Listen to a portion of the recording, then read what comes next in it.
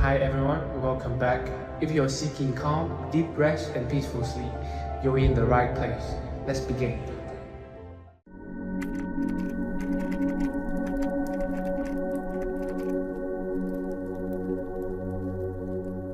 Welcome, friend, to another journey together. We're so glad to have you here. Tonight, we will explore ancient secrets that hold the key to letting go of suffering and finding deep, lasting peace. If you'd like, feel free to share what time it is and where you are listening from. Let the weight of the day begin to dissolve. Feel your breath naturally softening as you settle into this moment. There is nowhere else you need to be, nothing else you need to accomplish. This time belongs to you, to your healing, to your peace.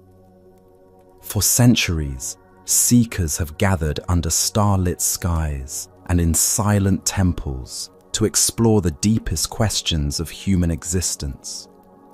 Why do we suffer? How can we find lasting peace?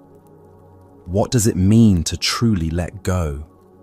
Tonight, these ancient wisdoms come to you, whispered like a gentle lullaby to soothe both mind and heart.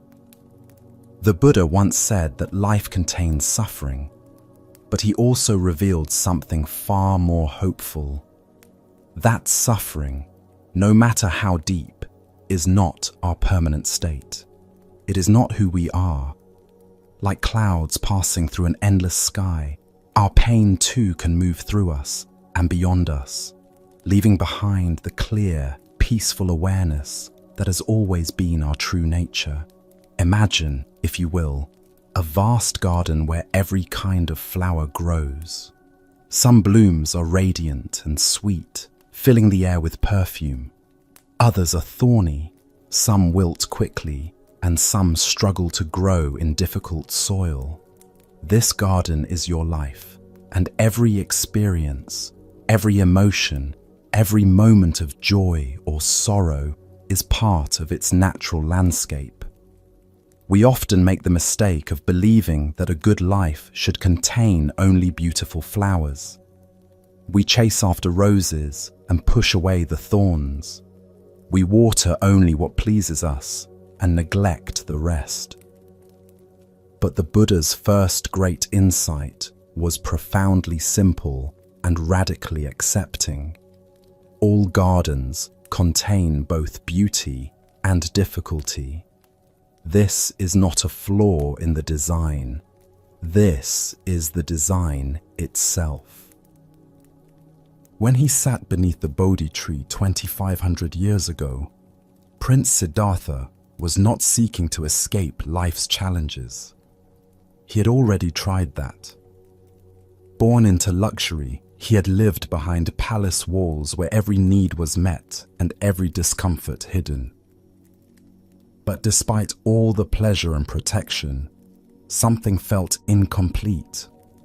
A restlessness lived in his heart, a sense that there must be something more to existence than the endless cycle of seeking satisfaction and avoiding pain. So he left the palace. He wandered for years as an ascetic, trying the opposite approach. If pleasure could not bring lasting peace, perhaps deprivation could. He fasted until his body was skeletal. He meditated in extremes of heat and cold. He punished his flesh, believing that suffering might be the path to wisdom. But this too failed to bring the peace he sought. It was only when he stopped running from life and toward it, when he stopped trying to force awakening through extreme measures, that true understanding dawned. Sitting quietly under that ancient tree, neither indulging nor denying, neither grasping nor pushing away, he simply observed. And in that space of pure observation, the truth revealed itself. Life contains suffering, yes, But we create additional suffering through our resistance to this basic fact. We suffer when we lose something precious, and then we suffer again by believing we should not have to experience loss. We feel pain when someone hurts us, and then we compound that pain by replaying the injury over and over in our minds. We face uncertainty about the future, and then we torment ourselves by demanding to know what cannot be known. This additional layer of suffering, the Buddha realized, is optional. While we cannot always control what happens to us, we can learn to change our relationship to what happens. We can stop fighting reality and learn to move with it, like a skilled dancer following the rhythm of music, rather than trying to force the music to match their preferred steps. Think of a tree in a storm. The rigid tree that refuses to bend will snap and break, but the tree that sways with the wind, that allows the storm to move through its branches without resistance, remains rooted and whole. This is the wisdom the Buddha discovered. Not how to avoid life's storms, but how to remain unbroken within them. This understanding does not make us passive or resigned. A tree that bends in the wind is not giving up. It is responding wisely to conditions as they are, not as it wishes they were. In the same way, when we stop exhausting ourselves fighting against reality, we discover energy we never knew we had. Energy for kindness, for creativity, for genuine engagement with life as it unfolds. Tonight, as you rest here listening to these words, you are practicing this very wisdom. Instead of resisting the tiredness in your body or the thoughts that arise in your mind, you are simply allowing them to be present. You are creating space for your experience without judgment, without the need to fix or change anything. This is the beginning of all healing.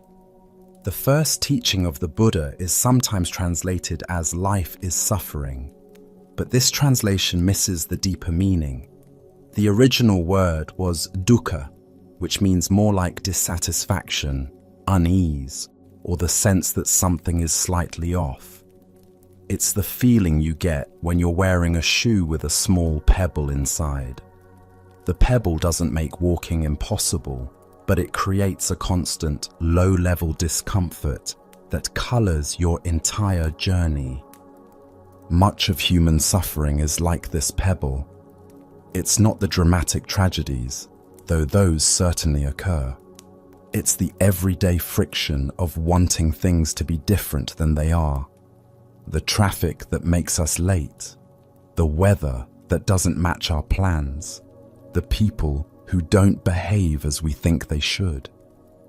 The constant, subtle tension of resistance creates a background hum of unease that we often don't even notice until it stops.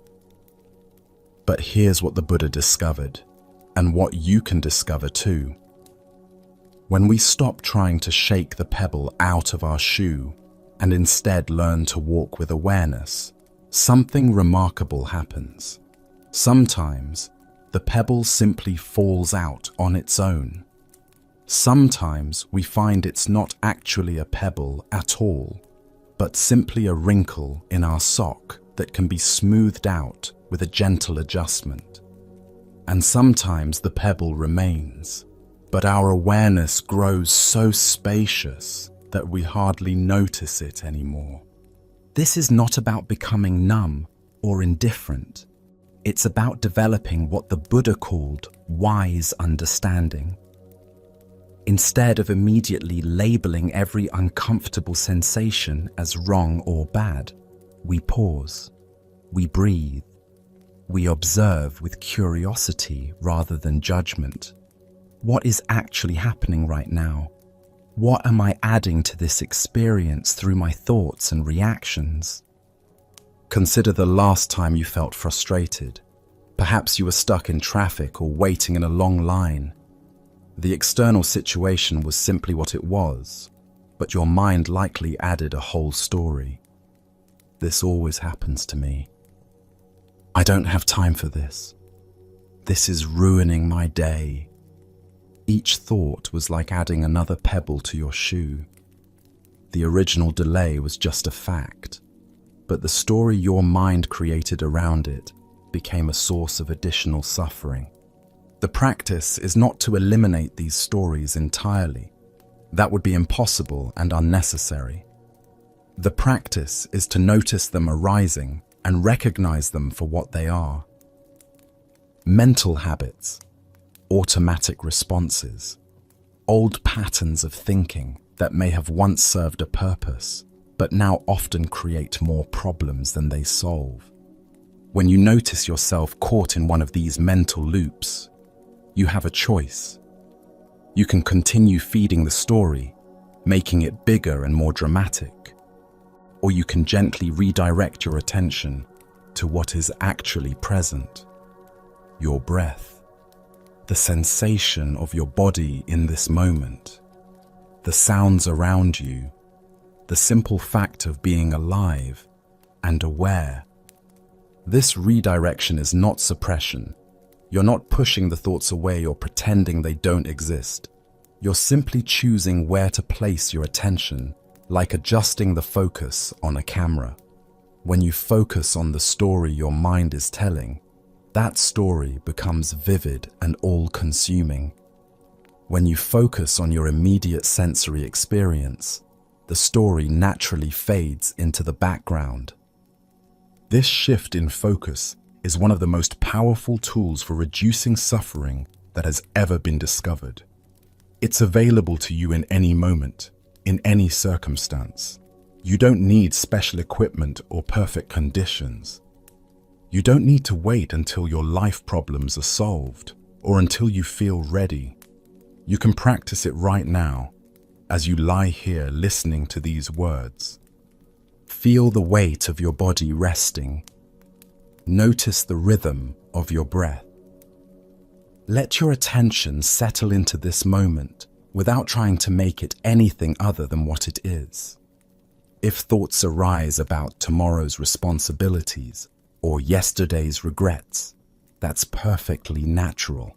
Simply notice them like clouds drifting across the sky of your awareness and gently return your attention to the immediate reality of breathing, of being, of resting. This is the foundation of all Buddhist practice, not the elimination of difficult experiences, but the cultivation of a different relationship to them. A relationship based on awareness rather than reactivity, acceptance rather than resistance, presence rather than mental time travel to past or future. Let us now explore something even deeper. As you rest here in the gentle darkness, breathing softly, we turn to examine how much of our suffering comes not from life itself, but from the intricate web of expectations we weave around life. There is an ancient story about a spider who spent her entire life spinning the most beautiful web. Each strand was perfectly placed, each connection exactly as she intended. The web was her masterpiece, her identity, her security. She polished it daily, repaired every tiny break, and defended it fiercely from any disturbance. One morning, a strong wind came and tore the web apart. The spider was devastated. She had lost everything she thought she was, everything she thought she needed. She sat in despair, surrounded by scattered silk, feeling completely broken. But as the sun rose and illuminated the dewdrops still clinging to the fragments, something beautiful became visible. The scattered strands caught the light like tiny prisms, creating rainbows more lovely than anything the perfect web had ever displayed. The spider realized that her attachment to the web's form had blinded her to its deeper beauty. This story speaks to one of the Buddha's most profound insights about the nature of suffering. Much of our pain comes not from what happens to us, but from our attachment to how we think things should be. We weave webs of expectation, identity, and control, and then suffer when life's inevitable winds disturb our carefully constructed patterns. Attachment, in Buddhist understanding, is not the same as love or care. You can love deeply without being attached. You can care profoundly without clinging. Attachment is the sticky quality of mind that says, "This must always be this way," or "I cannot be happy unless this particular outcome occurs." It's the difference between holding something with an open palm versus gripping it with a closed fist. Think about a relationship you care about deeply. Love appreciates this person as they are, enjoys their presence, and wishes for their well-being.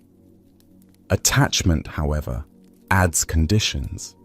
It says, "I love you, but only if you continue to meet my needs in this specific way." It says, "I love you, but you must never change, or leave, or die." Love flows freely. Attachment creates contracts and expectations that no human being can fulfill forever. We become attached not only to people, but to ideas about ourselves. I am successful. I am healthy. I am in control. I am safe. These identities feel solid and permanent, but life has a way of challenging every story we tell about who we are. The successful person faces failure. The healthy person becomes ill. The person who values control encounters chaos. The one who feels safe meets uncertainty. When these challenges arise, we have two choices. We can fight desperately to maintain our cherished identities, creating enormous stress and suffering in the process. Or we can recognize that these identities were always temporary constructions, like clouds in the sky or waves on the ocean. They arise, they exist for a while, and they naturally dissolve. We are not diminished by their passing. We are simply revealed to be larger than any single identity could contain. This does not mean we should not have goals or preferences or dreams. The Buddha was not teaching nihilism or apathy. He was pointing to the difference between flowing with life's changes and rigidly resisting them. A river has a destination, but it doesn't fight every rock or turn in its path. It finds a way around obstacles, sometimes carving new channels when necessary. It moves toward the ocean while remaining fluid, adaptable, responsive to the landscape it encounters. Consider how often we create suffering through our resistance to change. We want our loved ones to remain exactly as they were when we first felt deeply connected to them. We want our bodies to maintain their youth and strength indefinitely. We want our careers to provide consistent security and satisfaction. We want our communities and cultures to preserve what we find valuable while adapting to what we think needs improvement. These desires are natural and understandable. But when they become rigid demands rather than gentle preferences, they separate us from reality. Reality is constant change. Reality is uncertainty. Reality is the fact that everything we love will eventually transform or pass away. This is not a punishment or a cosmic mistake. This is simply how life works. The practice of letting go does not require us to stop caring or to become emotionally numb. It asks us to care in a way that does not depend on permanence, to love what is present while holding it lightly, to engage fully with life while remembering that all forms are temporary. Imagine holding a beautiful butterfly in your cupped hands. You can appreciate its colors, its delicate structure, the miracle of its existence.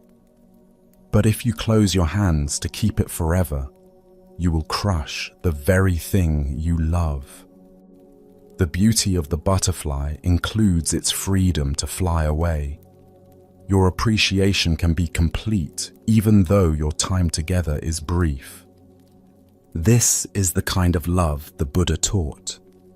Not the grasping love that demands permanence, but the spacious love that allows for change. Not the fearful love that tries to control outcomes, but the trusting love that remains open to whatever unfolds. When we begin to practice this kind of letting go, something unexpected happens. Instead of losing what we love, we often find ourselves more capable of truly enjoying it. When we're not constantly worried about loss, we can be fully present for what we have. When we're not trying to force people or situations to remain frozen in time, we can appreciate their natural evolution and growth. A mother who clings to her child's dependence may miss the joy of watching that child develop independence and confidence.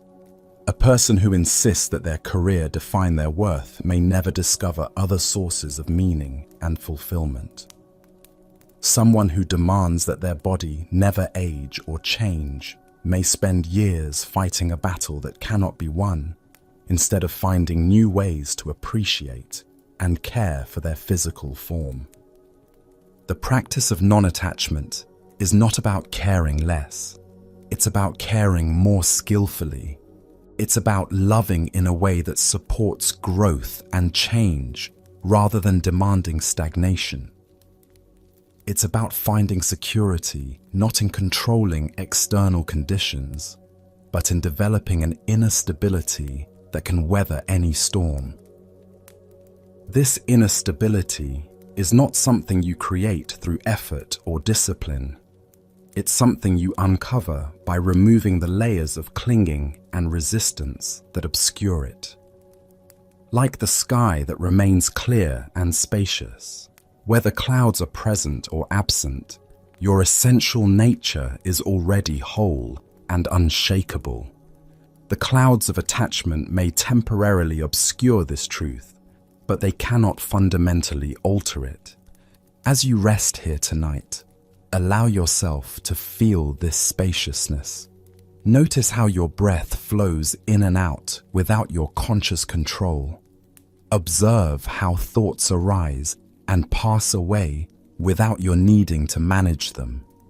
Feel how your heart beats steadily, how your body knows how to rest and heal itself.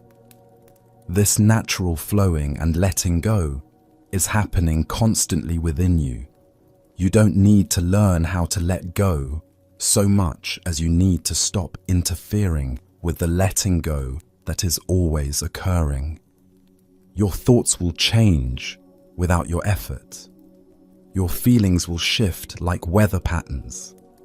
Your body will continue its processes of renewal and release.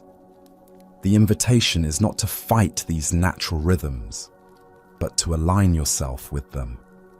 To trust the wisdom that already knows how to let go, how to flow, how to find balance without your mental interference. This trust does not develop overnight. For most of us, the habit of grasping is strong. We've been taught that holding on is how we keep ourselves safe, how we maintain what we value, how we control our destiny. Learning to let go feels risky, even dangerous. What if I lose everything that matters to me? What if letting go means giving up? But the Buddha's discovery, verified by countless practitioners over millennia, is exactly the opposite. It is our grasping that causes us to lose touch with what truly matters. It is our attempts at control that create chaos. It is our resistance to change that prevents us from adapting and thriving in new circumstances. When we learn to hold our preferences lightly, we often find that life organizes itself more harmoniously than our worried minds could ever arrange. When we stop fighting against uncertainty, we discover resources of wisdom and resilience we never knew we possessed. When we release our death grip on outcomes, we become available for opportunities and connections that our narrow focus had prevented us from seeing. This is not magical thinking or wishful fantasy. This is the practical result of aligning ourselves with how life actually works, rather than how we think it should work. Like learning to swim by relaxing into the water's support rather than fighting against it. Learning to let go allows us to move through life with much less effort and much greater grace. The spider in our story eventually learned to appreciate the beauty that could only emerge when her rigid patterns were dissolved. She discovered that her creativity was not limited to one perfect web, but could express itself in countless forms. She found that her security came not from preserving any particular creation, but from trusting her ability to respond wisely to whatever conditions arose. You too have this capacity for creative response. You too can learn to find security in flexibility rather than rigidity. The winds of change that sometimes tear apart your carefully constructed plans are not your enemies. They are invitations to discover new forms of beauty, new sources of strength, new ways of being that you could never have imagined from inside your familiar patterns. This wisdom of letting go extends beyond our personal attachments to the very way we move through life itself. Let me share with you a story that illuminates this truth. There once was a village beside a great river where the people had forgotten how to trust the current. Familiar patterns. There once was a village beside a great river where the people had forgotten how to trust the current. Their ancestors had known how to build boats that could move gracefully with the flow, but over generations, this knowledge was lost. Instead, the villagers spent their days building elaborate dams and channels, trying to force the river to move according to their plans. They worked tirelessly day after day, fighting against the water's natural course. The more they struggled to control the river, the more chaotic it became. Floods destroyed their crops. Droughts left their reservoirs empty.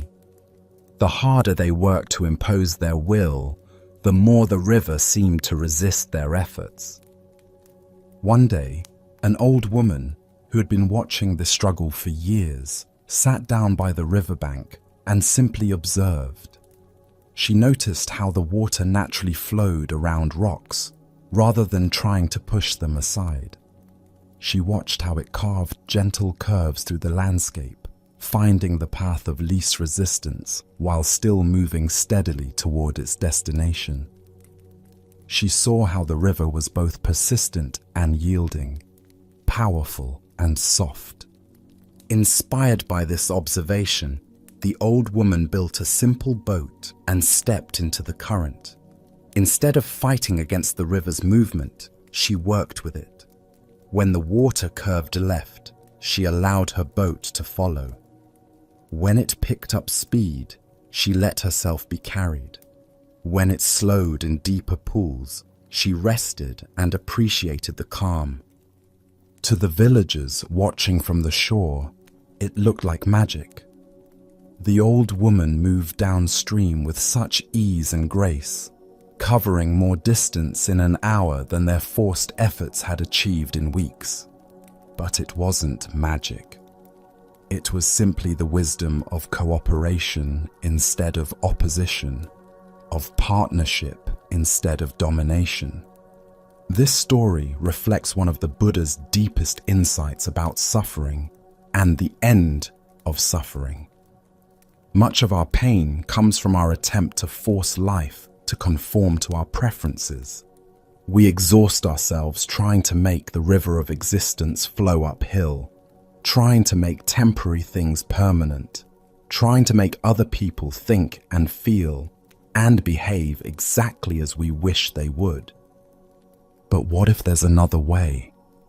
What if the same intelligence that guides the river, that turns seeds into flowers and coordinates the dance of planets around stars, is also available to guide our lives?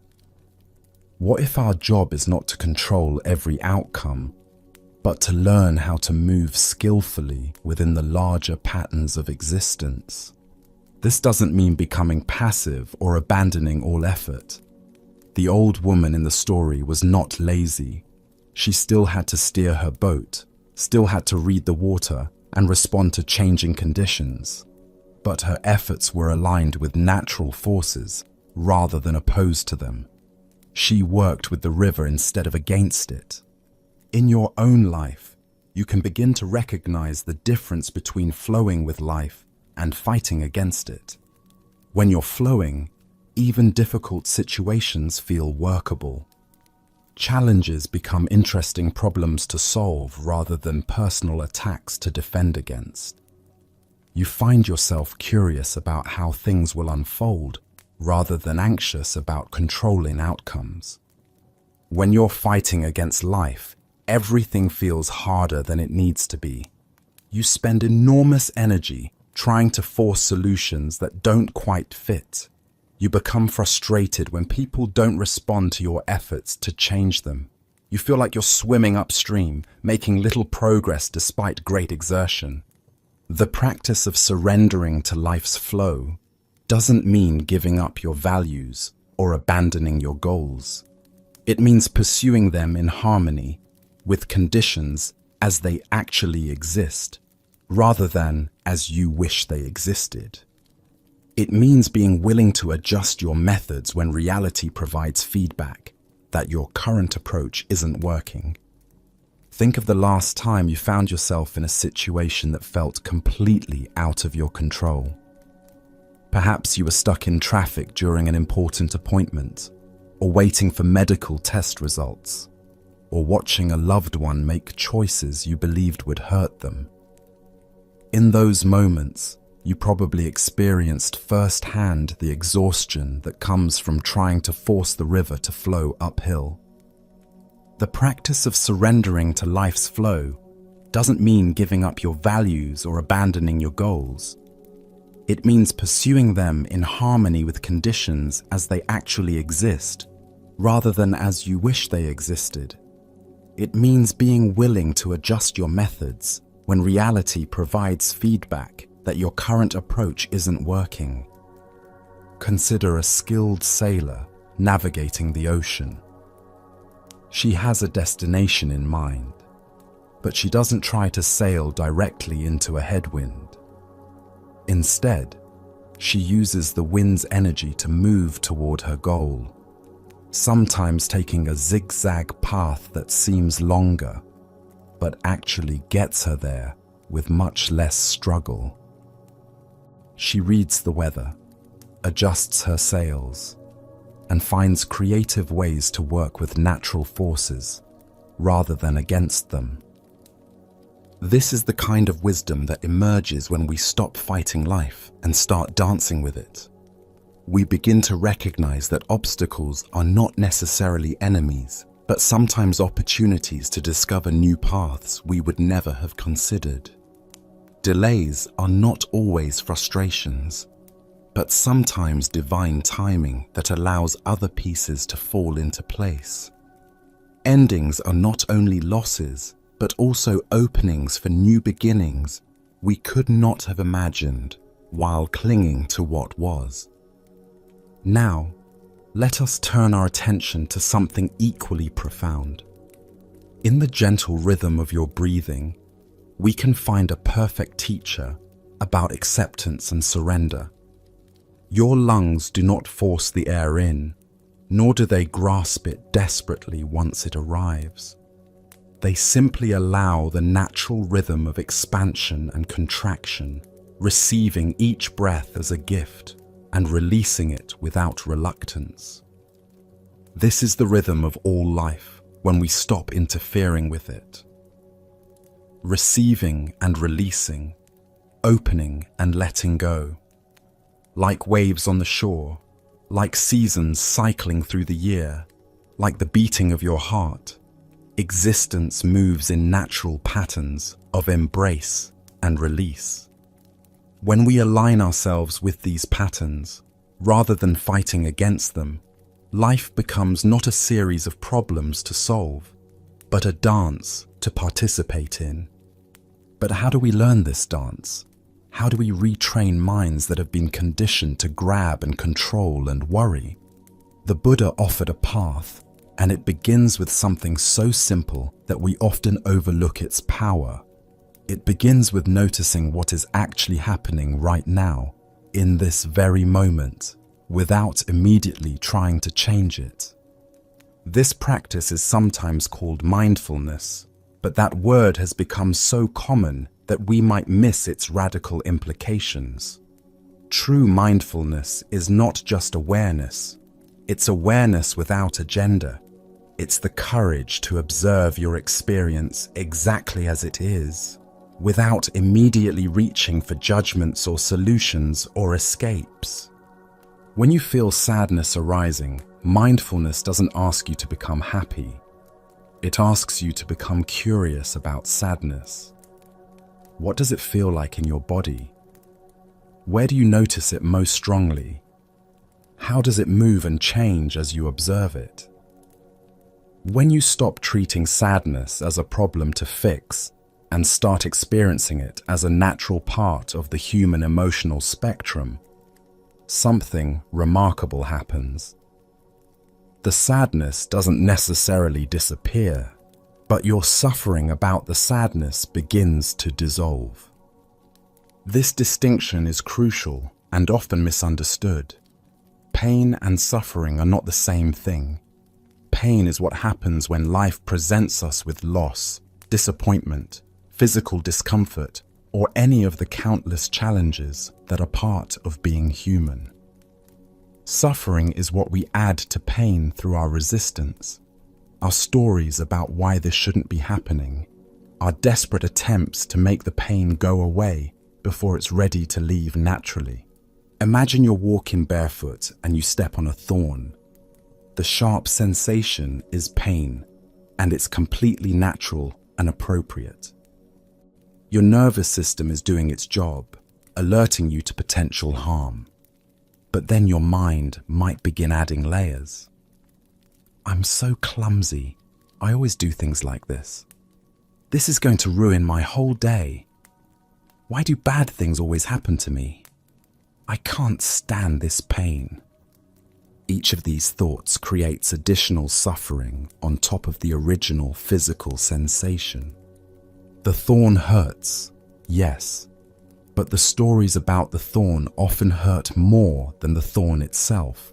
And unlike the thorn, which you can simply remove, the stories can continue causing pain long after the original incident has passed. You might find yourself telling others about your clumsiness, replaying the moment over and over, or becoming anxious about future walks. The Buddha's insight was that while we cannot always avoid the thorns of life, we can learn to extract them cleanly without embedding them deeper through our mental reactions. We can feel the pain without creating suffering. We can experience loss without adding the torment of resistance. We can face uncertainty without compounding it with anxiety about the uncertainty. This learning happens gradually, gently, like water, slowly wearing smooth the rough edges of a stone. Each time you notice your mind creating stories about your experience and choose instead to return to the simple reality of what is actually present, you are practicing this ancient wisdom. Each time you feel an emotion, without immediately trying to fix it or push it away, you are discovering your natural capacity for acceptance. Let us explore this capacity more deeply through another story. In a mountain village, there lived an old man who was known throughout the region for his unshakable peace. People would come from far and wide seeking his secret. How did he remain so calm when others were anxious? How did he stay centered when life brought challenges? One day, a young woman approached him with great agitation. "Master," she said, "I've lost my job, my relationship is falling apart, and my health is failing. How can you sit there so peacefully when the world is full of such suffering?" The old man listened with complete attention, then gestured toward a nearby mountain stream. "Do you see how the water flows around the rocks?" he asked. "The rocks are solid, immovable. The water is soft, yielding. Yet over time, which one shapes the other?" The woman looked at the stream, watching how the water carved graceful channels around every obstacle. "The water shapes the rocks," she said slowly. "Yes," the old man replied. "And which one fights against what it encounters?" "The rocks remain rigid while the water flows around them," she realized.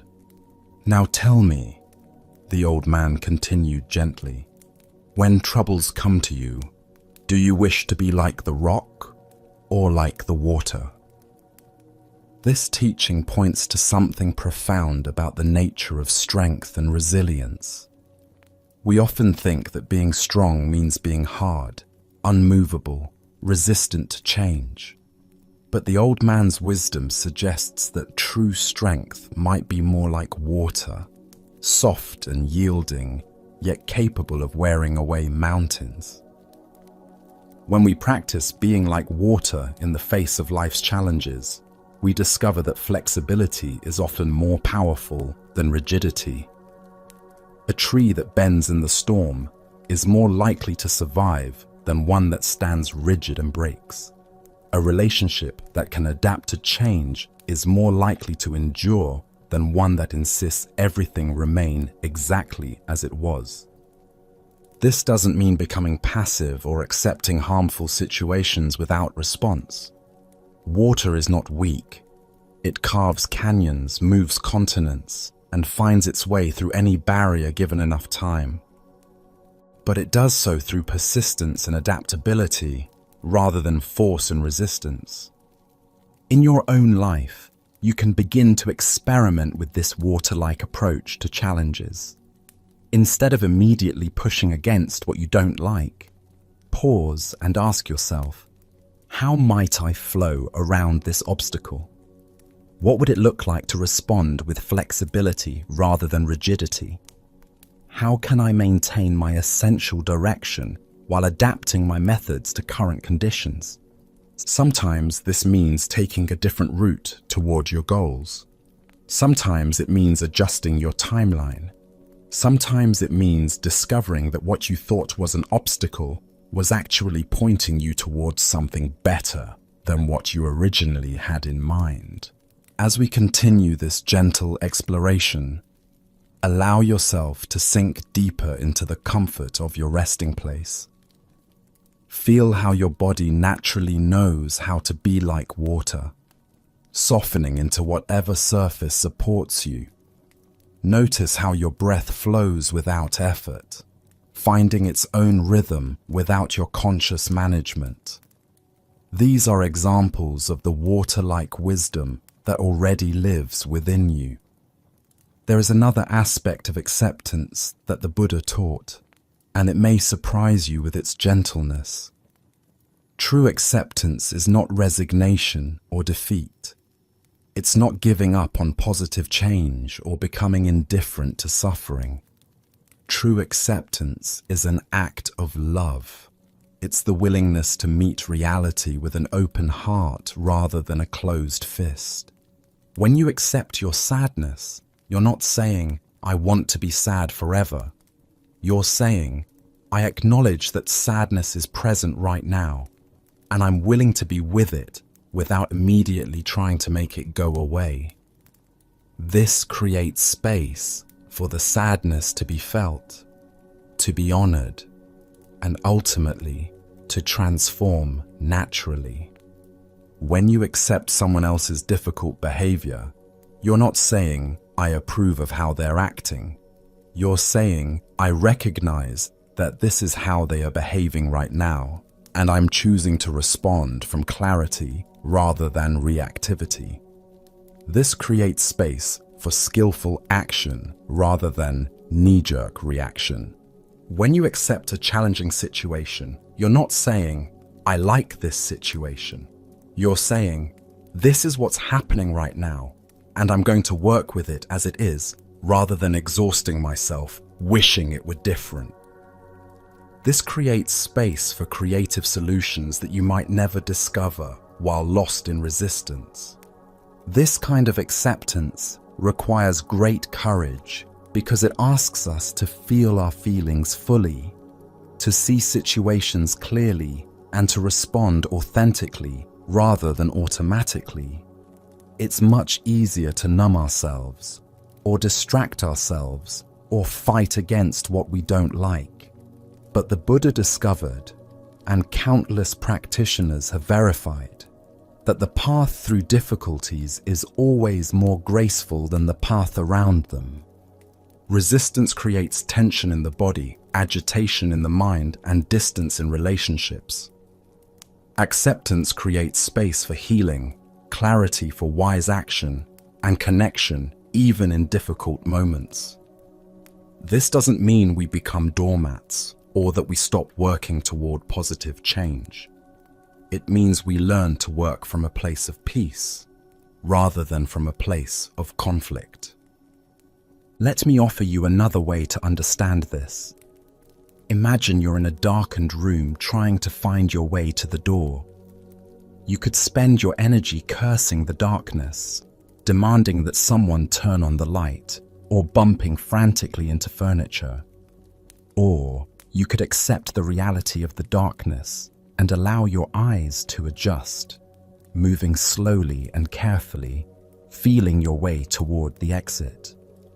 Both approaches acknowledge that you want to reach the door, but one approach creates additional struggle and suffering, while the other works skillfully with conditions as they are. The darkness is not your enemy to fight. It's simply a condition to navigate wisely. In the same way, whatever difficulties you're facing in your life are not necessarily enemies to defeat. They may be conditions to navigate with wisdom, opportunities to develop new skills, or invitations to discover strength and compassion you didn't know you possessed. As we near the end of this portion of our journey together, let yourself feel the truth of these teachings, not just as ideas, but as lived experience. Right now, in this moment, you are practicing acceptance simply by allowing yourself to rest. You're not fighting against tiredness or trying to force alertness. You're flowing with your body's natural need for stillness and restoration. This is a perfect example of how acceptance works. You're not being lazy or giving up. You're responding wisely to what your body and mind need right now. You're trusting the natural rhythms of activity and rest, engagement and withdrawal, learning and integration. In this trust, in this willingness to be exactly where you are without apology or resistance, you're touching the very heart of Buddhist wisdom. You're discovering that peace is not something you have to earn or achieve or wait for. It's something you can recognize right here, right now, in this very moment of acceptance. Take a deep breath and let it out slowly. Feel the profound relief that comes when you stop fighting against what is and start flowing with it. This relief is always available to you in any moment, in any circumstance. It's as close as your next breath, as accessible as your willingness to soften rather than harden, to open rather than close, to trust rather than control. The path continues to unfold before us, but already you are walking it. Already you are discovering the freedom that lies not in getting everything you want, but in wanting what you have. Not in controlling every outcome, but in trusting your ability to respond wisely to whatever comes. Not in avoiding all pain, but in meeting it with such courage and compassion that it becomes a teacher rather than an enemy. As we journey deeper into this sanctuary of understanding, let us now explore one of the most transformative discoveries we can make. In the quietness of your breathing, in the stillness of this moment, lies a profound truth about the nature of compassion and how it relates to our ability to let go of suffering. There is a tenderness that emerges when we stop fighting our experience and start embracing it with kindness. This tenderness is not weakness. It is the beginning of true strength.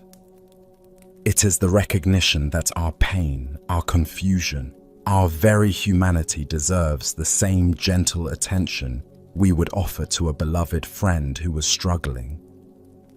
Often, when we think about letting go of suffering, we imagine it as a kind of spiritual achievement, something we must earn through perfect practice or flawless understanding. But the Buddha's approach was radically different. He taught that the path to freedom begins not with perfection, but with compassion, not with getting rid of our difficulties, but with changing how we relate to them. Listen to this ancient story. A woman came to the Buddha carrying her dead child, pleading with him to bring the baby back to life.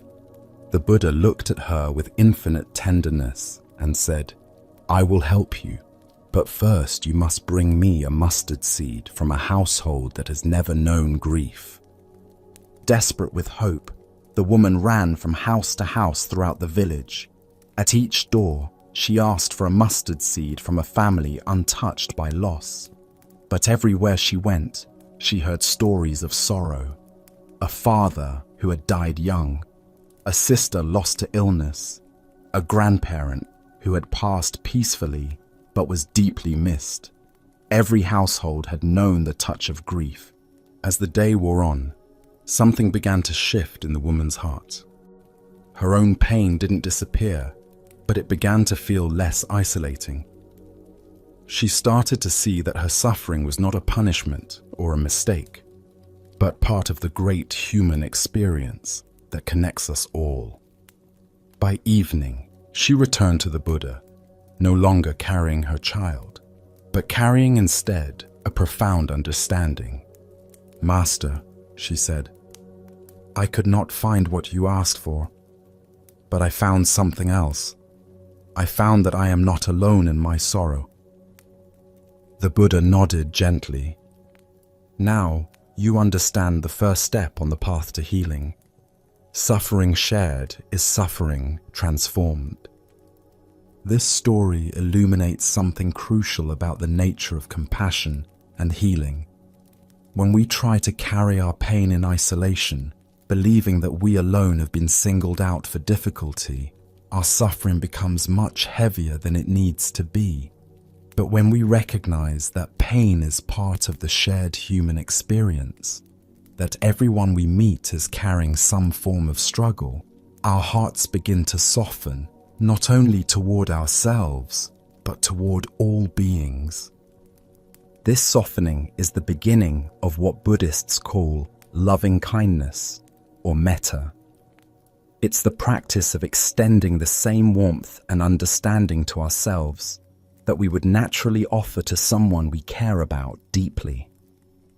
When a friend comes to you with a broken heart, you don't tell them to stop being sad. You don't judge them for their tears. You simply hold space for their pain with presence and care. The invitation now is to offer this same quality of presence to your own experience. Whatever you've been carrying, whatever has been causing you to suffer, can you meet it with the same gentleness you would offer to a dear friend? Can you acknowledge that your pain makes sense, that it's a natural response to the challenges you've faced? Let us sit with this for a moment. Feel into any area of your life where you've been harsh with yourself, where you've been impatient with your own healing process, or critical of your own struggles. Now imagine that instead of yourself, a beloved friend was experiencing exactly what you've been going through. How would you speak to them? What words of comfort would you offer? What understanding would you extend? The words that arise spontaneously for your friend, these same words are available for you. The compassion that flows naturally toward others' pain can also flow toward your own. This is not self-indulgence or self-pity. This is the radical act of treating yourself as someone worthy of kindness. This shift in how we relate to our own suffering creates the foundation for genuine healing. When we stop adding the extra layer of self-judgment to our pain, the pain itself often begins to transform. When we stop exhausting ourselves by fighting against our own experience, energy becomes available for genuine growth and change. Consider how differently you move through the world when you're at peace with yourself versus when you're at war with yourself. When you're constantly battling your own thoughts and feelings, much of your life force gets consumed in internal conflict. But when you learn to hold your experience with kindness, that same energy becomes available for creativity, for connection, for the kind of wise action that arises from inner stillness rather than inner turmoil. Now, let us explore how this compassionate approach extends beyond our relationship with ourselves to our relationships with others. One of the most challenging aspects of letting go of suffering involves releasing our need for other people to be different than they are. So much of our daily frustration comes from the gap between how we think people should behave and how they actually behave. Your partner should be more attentive. Your children should be more responsible. Your co-workers should be more considerate.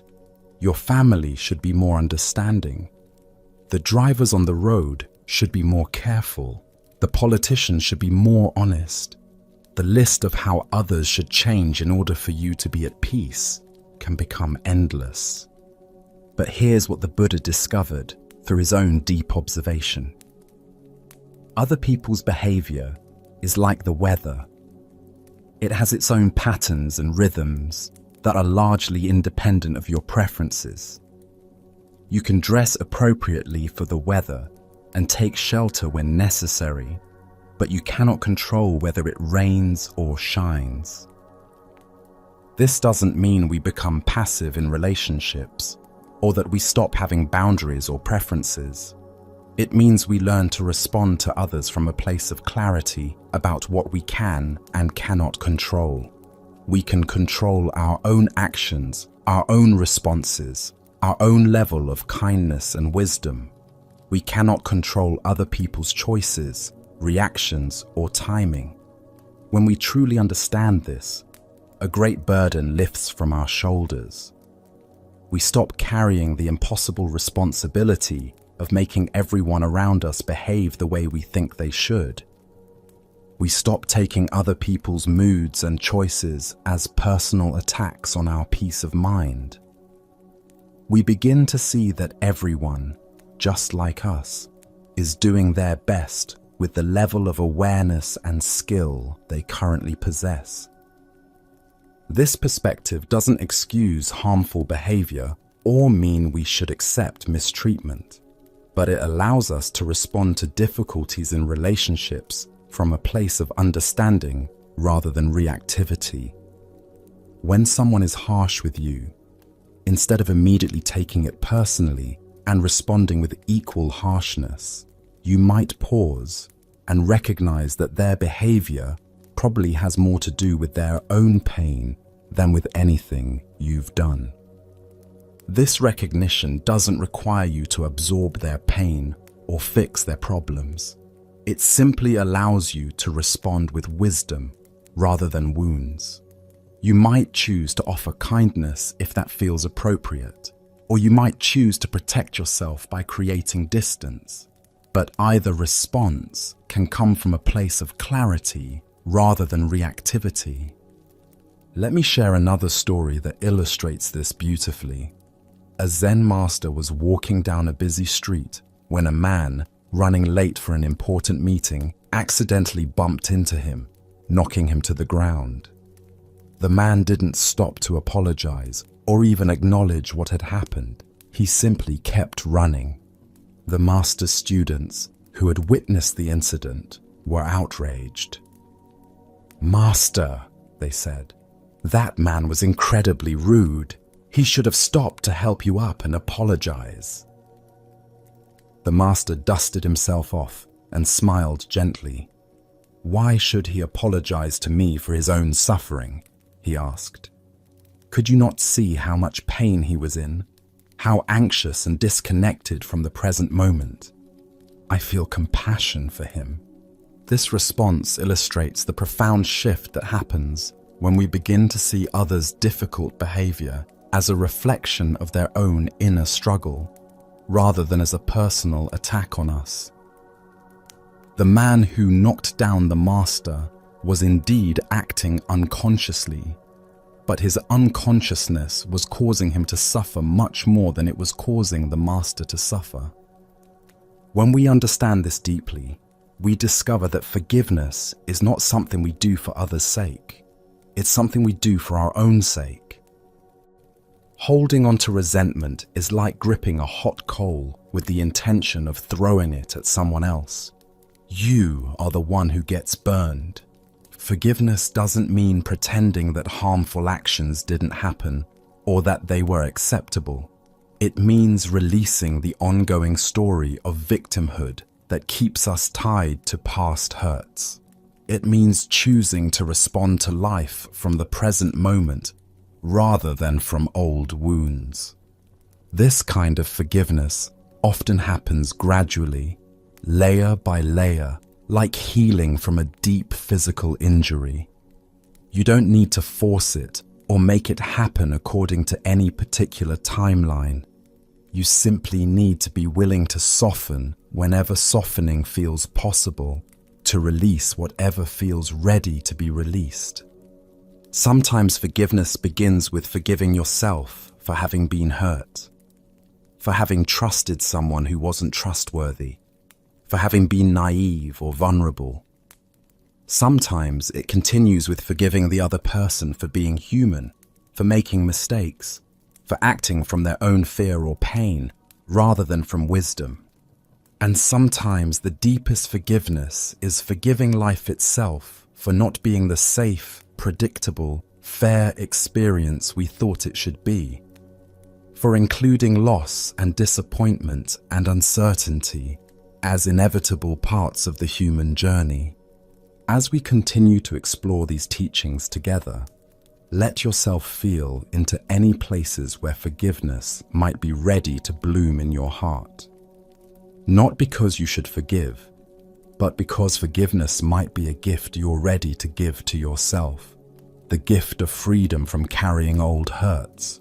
The gift of space for new experiences. The gift of approaching relationships from openness rather than defensiveness. This process of compassionate release extends to more than just our relationships with people. It includes our relationship with our own past, with our mistakes and regrets, with the paths we didn't take, and the choices we wish we had made differently. So many of us carry a heavy backpack filled with old decisions we wish we could undo. If only I had chosen a different career. If only I had been braver in love. If only I had spent more time with my parents before they died. If only I had taken better care of my health when I was younger. The weight of these regrets can make each step forward feel more difficult than it needs to be. But consider this possibility. What if every choice you made, even the ones that caused pain, was somehow necessary for you to become who you are right now? What if your mistakes were not detours from your path, but essential parts of your path? What if the very experiences you most regret were also the experiences that developed your capacity for compassion, wisdom, and understanding? This doesn't mean that all choices are equally skillful or that actions don't have consequences. It means that the path forward from any point is always more important than the path that led you to this point. You cannot change the past, but you can change your relationship to the past. You cannot undo your mistakes, but you can learn from them and use that learning to make wiser choices going forward. The Buddha taught that enlightenment is possible in any moment, regardless of your history. No matter what you've done or failed to do, no matter how long you've been stuck in patterns that cause suffering, this very moment contains the possibility of awakening. This very breath contains the opportunity to begin again.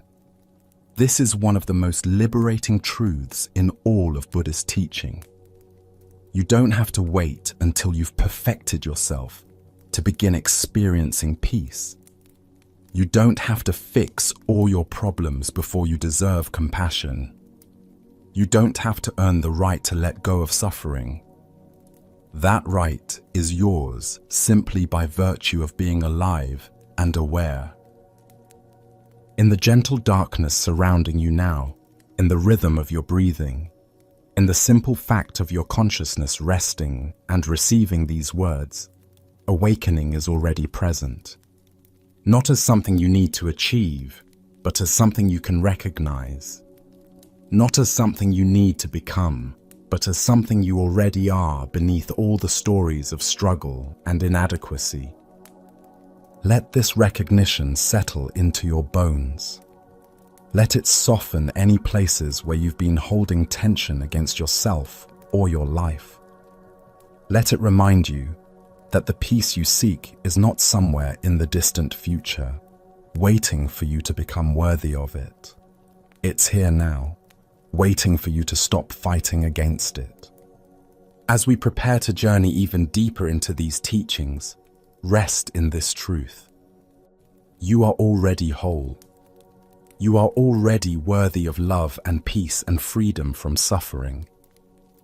The path we're walking together is not about becoming someone new. It's about remembering who you've always been, beneath the layers of conditioning and pain and misunderstanding. This remembering happens not through effort, but through release. Not through grasping, but through letting go. Not through becoming perfect, but through accepting yourself exactly as you are right now.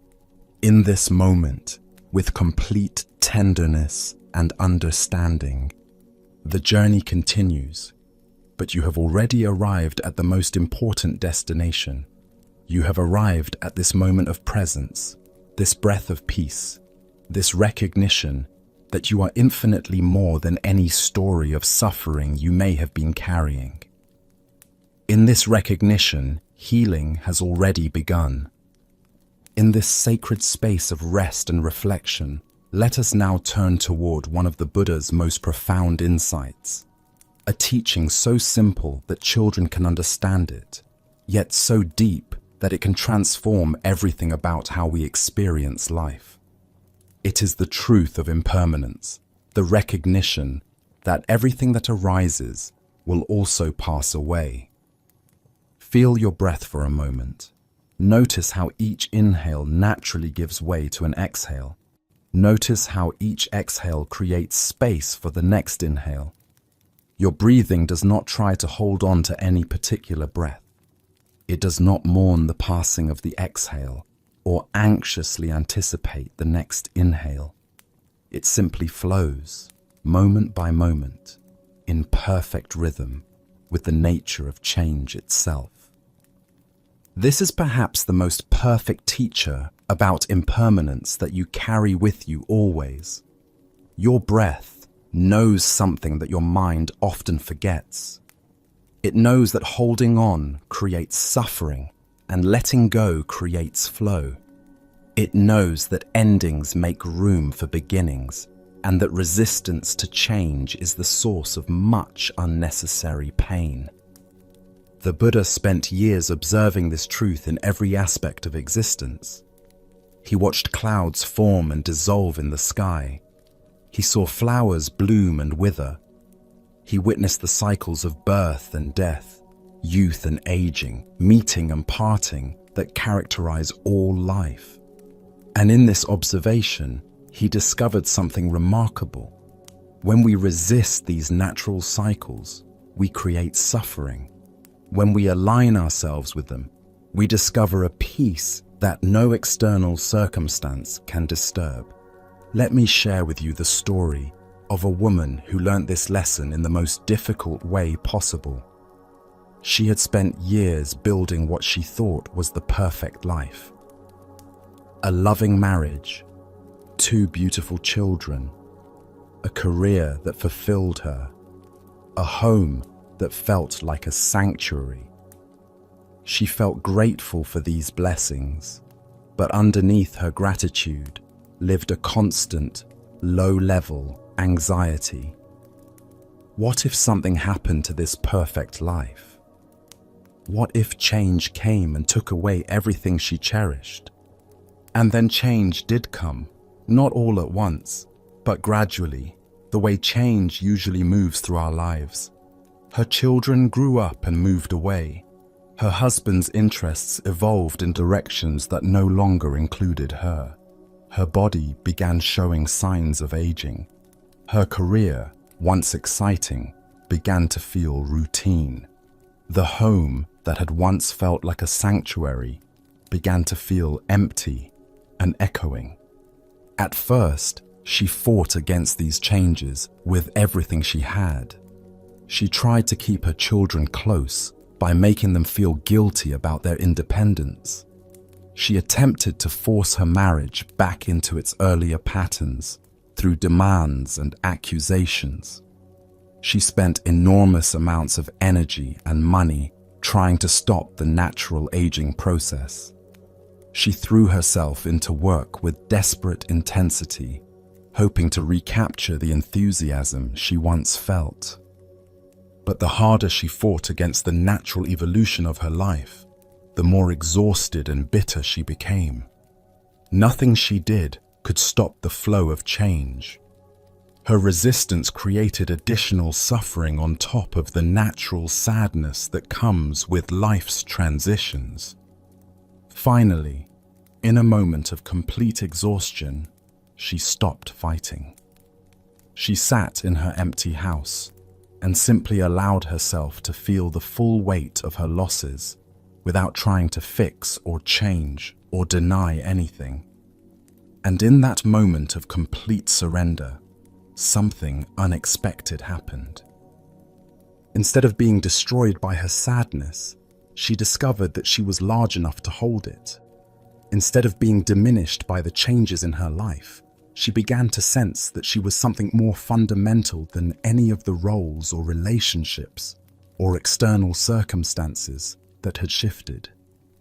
She began to touch something that the Buddha called her true nature, the awareness that remains constant even as everything else transforms. This awareness didn't eliminate her sadness about her losses, but it provided a context for the sadness that made it bearable, even meaningful. She realized that her capacity to feel grief was actually a reflection of her capacity to love. Her pain at letting go was evidence of how deeply she had engaged with life. Her sorrow was not a mistake or a weakness, but a natural and even beautiful response to the preciousness of what she had experienced. As the months passed, something even more remarkable began to unfold. With her children living their own lives, she discovered interests and friendships she had never had time to develop while focused on mothering. With her marriage evolving, she found aspects of herself that had been dormant for years. With her body changing, she developed a deeper appreciation for its years of faithful service and a more realistic understanding of what truly mattered for her well-being. The empty house that had once echoed with loneliness began to feel like a sanctuary of solitude where she could finally hear her own thoughts and desires. The routine work that had felt stale became an opportunity to mentor younger colleagues and find meaning in service rather than achievement. Even the signs of aging, which she had once fought so desperately, began to feel like markers of a life fully lived rather than a life being lost. This woman's journey illustrates one of the most counterintuitive truths about human experience. The very changes we resist most strongly are often the changes that free us to discover new sources of happiness and meaning. The losses that feel like endings are frequently the beginnings of chapters we could never have imagined while clinging to what came before. But let us explore this more gently. You don't need to lose everything you love to understand impermanence. You can begin to practice with smaller changes, daily reminders that nothing remains exactly the same from one moment to the next. Notice how your thoughts are constantly changing. One moment you might be thinking about tomorrow's plans. The next moment, remembering a conversation from last week. Then wondering about what you'll have for breakfast. Your mind is like a river, always moving, always flowing. When you try to grasp a particular thought and hold it in place, it slips away like water through your fingers. Notice how your emotions are constantly shifting. Even strong feelings like anger or sadness or joy arise, peak, and then naturally begin to fade. You don't have to make them go away. They leave on their own when their time is complete. Understanding this can bring tremendous relief when you're in the grip of a difficult emotion. This too shall pass is not just a comforting saying, it's a description of reality. Notice how your body is constantly changing. Every cell is in a process of renewal. Every breath brings in new air and releases what is no longer needed. Your heartbeat creates a rhythm of contraction and expansion. Your body knows the wisdom of impermanence at the most fundamental level. Even your sense of identity is constantly evolving. The person you are today is different from the person you were 5 years ago, different from the person you were yesterday, different even from the person you were this morning. You grow, you learn, you adapt, you change your mind about things you once felt certain about. This is not a sign of instability or weakness.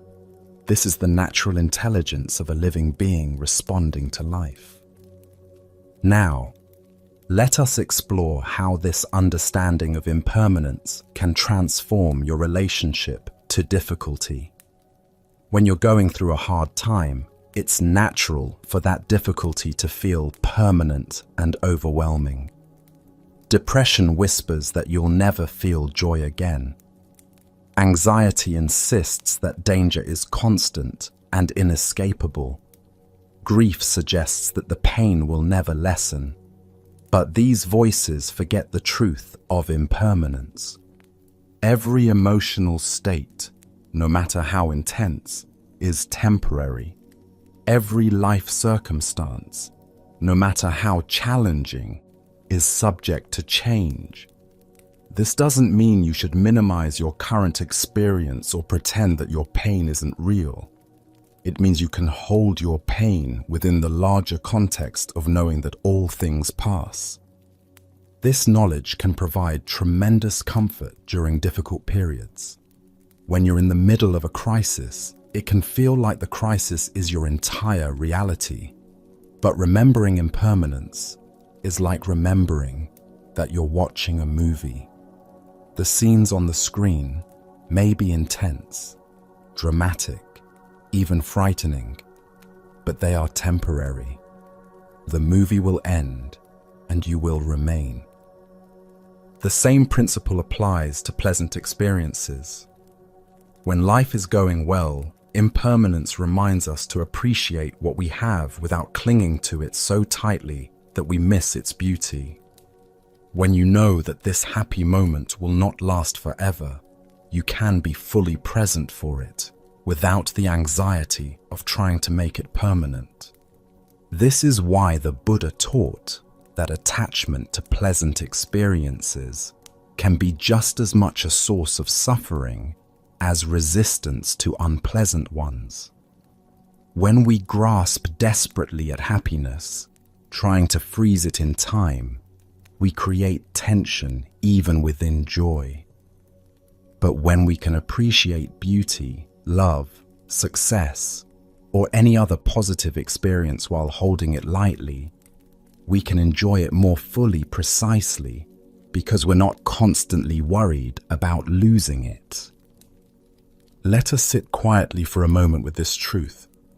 Right now, this very moment that you're experiencing as you rest here listening to these words, this moment is unique and will never come again. The particular quality of light or darkness around you, the specific rhythm of your breathing, the exact thoughts and feelings arising in your awareness, all of this is temporary and precious. Can you feel both the poignancy and the beauty of this impermanence?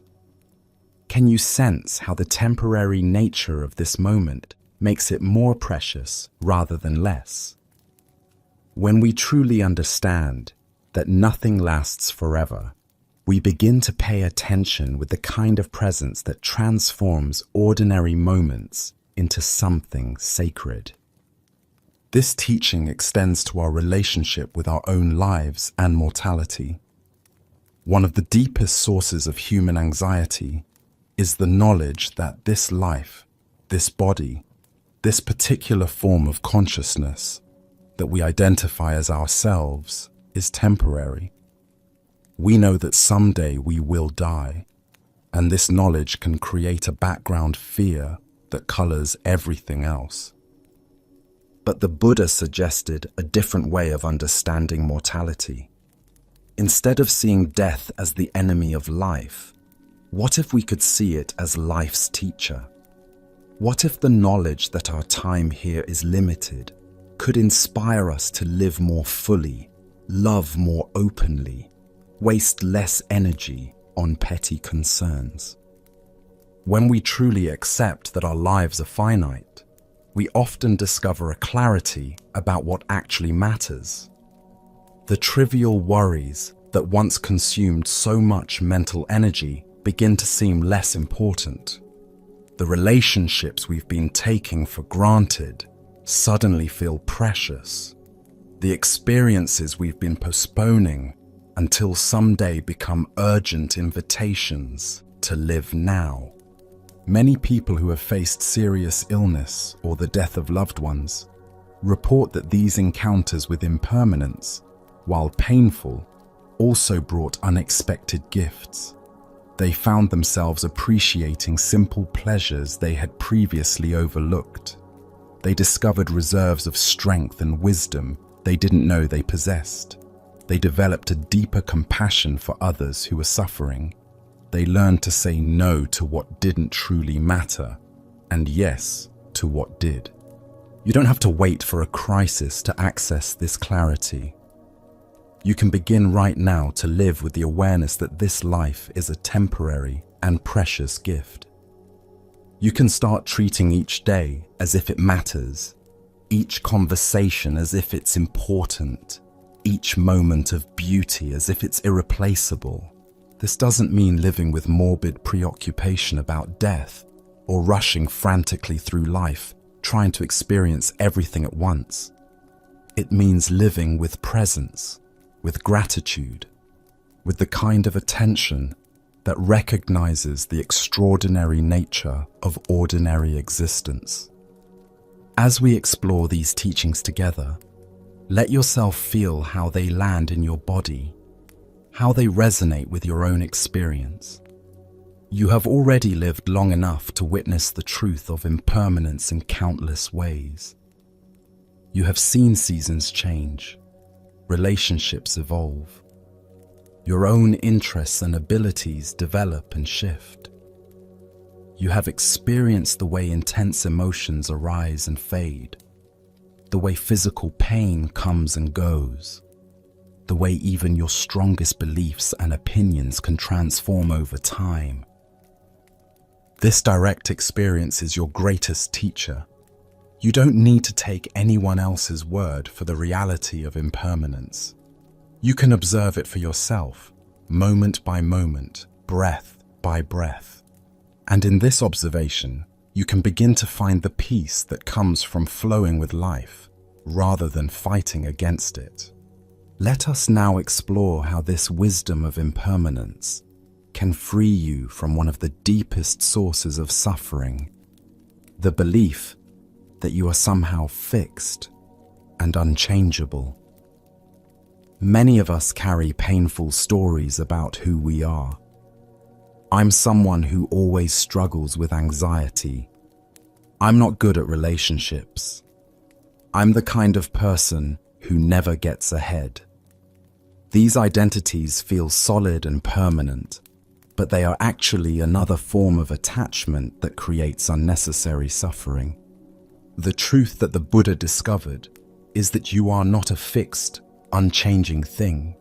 You are more like a flowing stream, always moving, always changing, always becoming. The anxious thoughts you had yesterday do not define who you are today. The mistakes you made in past relationships do not determine your capacity for love now. The struggles you've faced do not limit what you can become. This understanding can bring tremendous relief. When you realize that your current experience of suffering is not a permanent feature of who you are, space opens for healing and transformation. You are not sentenced to carry the same pain forever. You are not trapped by old patterns or past mistakes.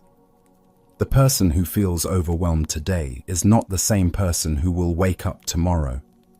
Even if similar feelings arise, they are arising in a slightly different you, a you that now has the experience of having survived today's challenges. Every moment offers the possibility of responding differently, of choosing a new direction, of letting go of what no longer serves you. When you make a mistake, you don't have to conclude that you are fundamentally flawed. When you feel afraid, you don't have to carry the identity of being a fearful person. When you experience sadness, you don't have to become someone who is always sad. All of these experiences are temporary visitors in the space of your awareness. They arise, they exist for a while, and they naturally pass away. This perspective doesn't mean that your choices don't matter, or that you can't learn from your experiences. It means that you have much more freedom to heal and grow than you might have realized. You are not sentenced to repeat the same patterns of suffering forever. You are not defined by your most difficult moments or limited by your current struggles. Every breath offers the possibility of releasing what no longer serves you. Every moment is an invitation to respond with greater wisdom and compassion. Every day gives you the chance to let go of old stories that create pain and step into new ways of being that create peace. As these teachings settle into your understanding, allow yourself to rest in the spaciousness they create. You don't have to figure everything out right now. You don't have to apply all of these insights immediately.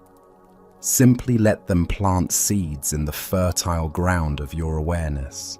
Seeds that will grow and bloom in their own perfect timing. The truth of impermanence is both profound and practical.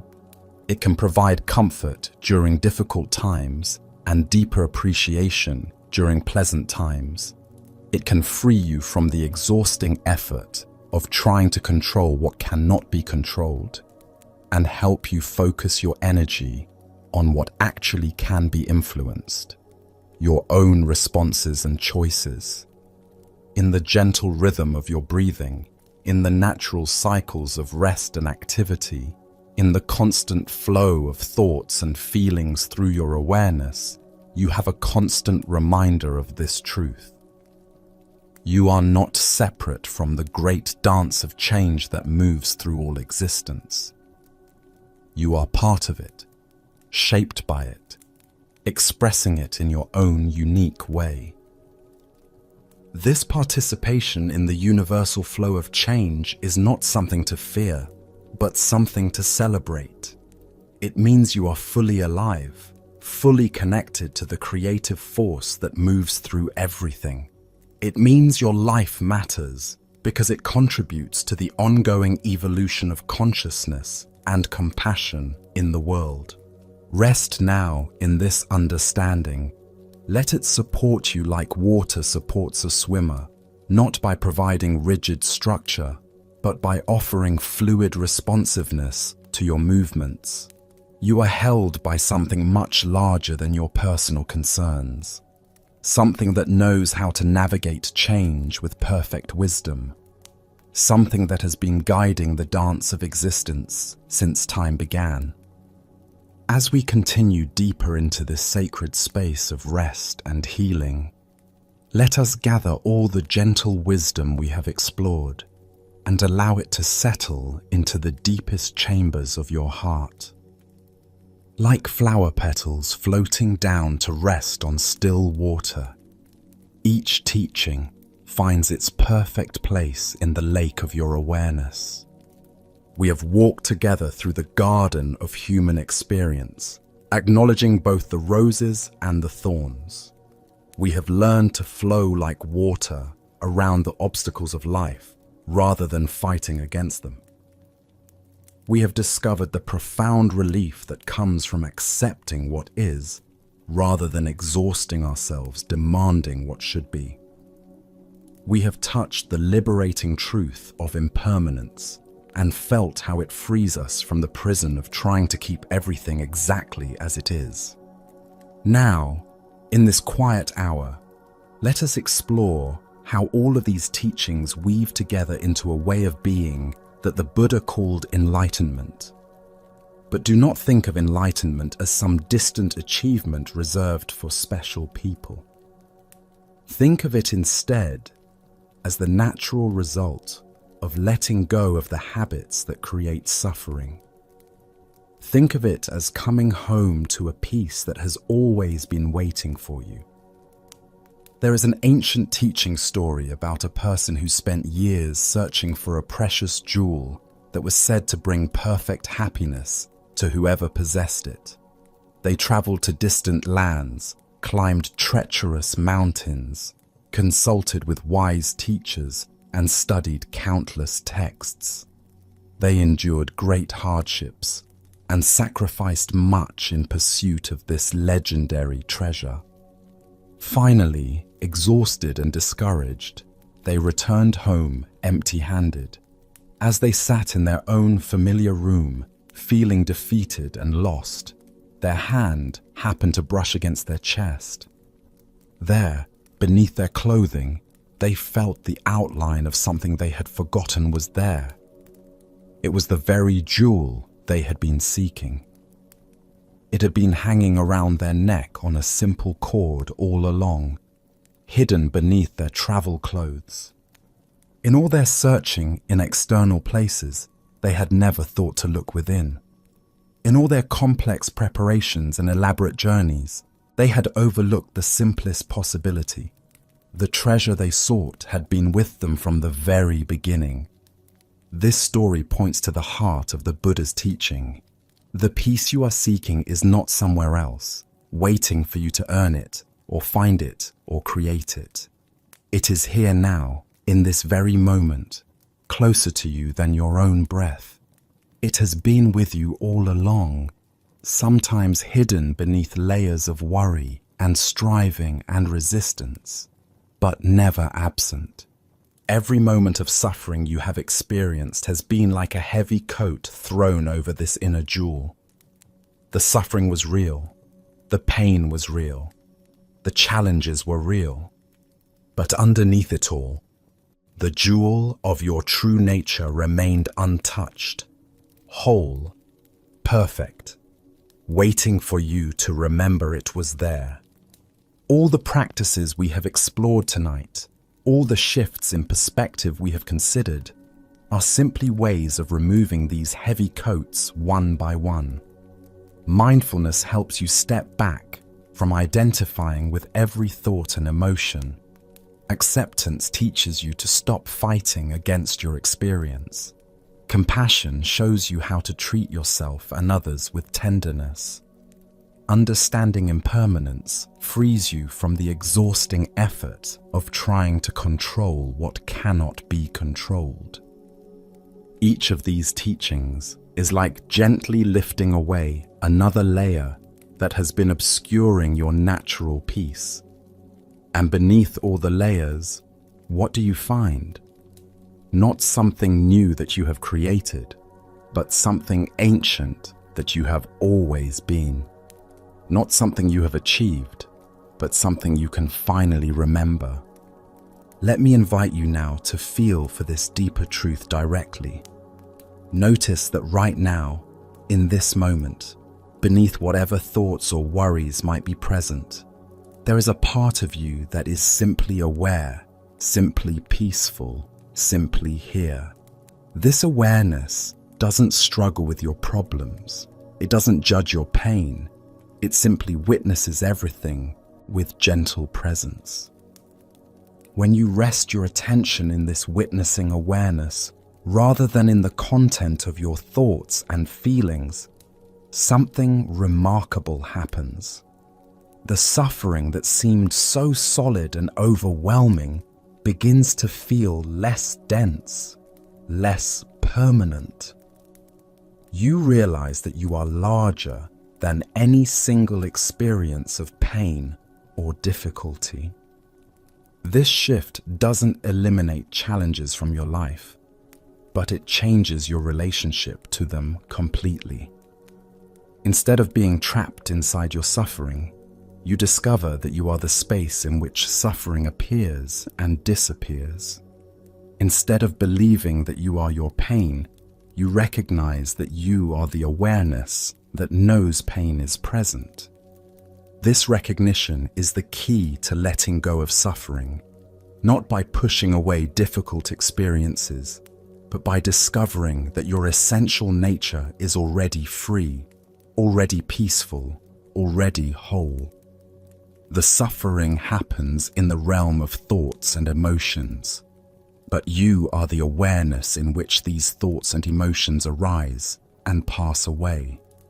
All the practices we have explored, all the teachings we have shared, point to this simple recognition. You are not broken and in need of fixing. You are not lost and in need of finding. You are not separated from peace and in need of achieving it. Beneath all the layers of conditioning and pain and confusion, your true nature is already free from suffering. This recognition changes everything, even as nothing external needs to change. Your circumstances may remain the same, but your relationship to them transforms completely. problems become interesting puzzles to solve rather than threats to your well-being. Emotions become passing weather rather than defining characteristics. Other people's behavior becomes information about their internal state rather than personal attacks on your peace of mind. Let us explore what this might look like in the practical details of daily life. When you wake up tomorrow morning, instead of immediately jumping into the mental list of tasks and worries, you might take a moment to simply be aware that you are aware. To notice that consciousness has returned from the mystery of sleep and is now present once again to experience whatever the day brings. This simple recognition, this gentle remembering of what you are, can set a completely different tone for your entire day. Instead of approaching the day as a problem to solve or a challenge to survive, you might approach it as an opportunity to express your natural peace and compassion in whatever forms feel most authentic. When difficulties arise during your day, instead of immediately tightening into resistance or reaching for strategies to make the difficulty go away, you might pause and ask yourself, what would it look like to meet this situation from my deeper nature? How would I respond if I remembered that I am the awareness in which this problem appears, rather than a victim of the problem?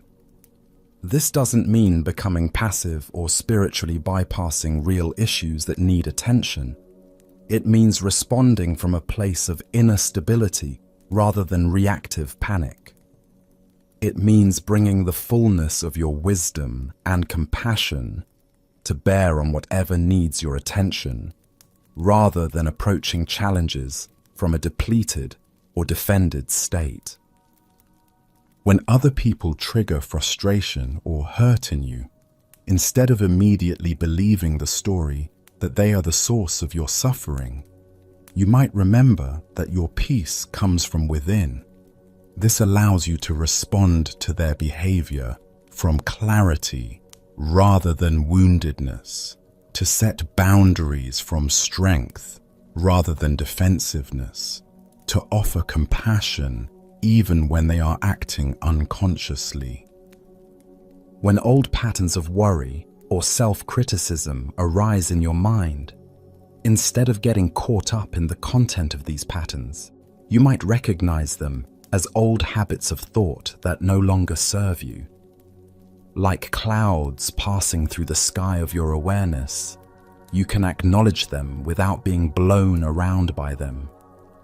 As we settle deeper into this understanding together, let me share with you one more story that beautifully illustrates the nature of letting go of suffering.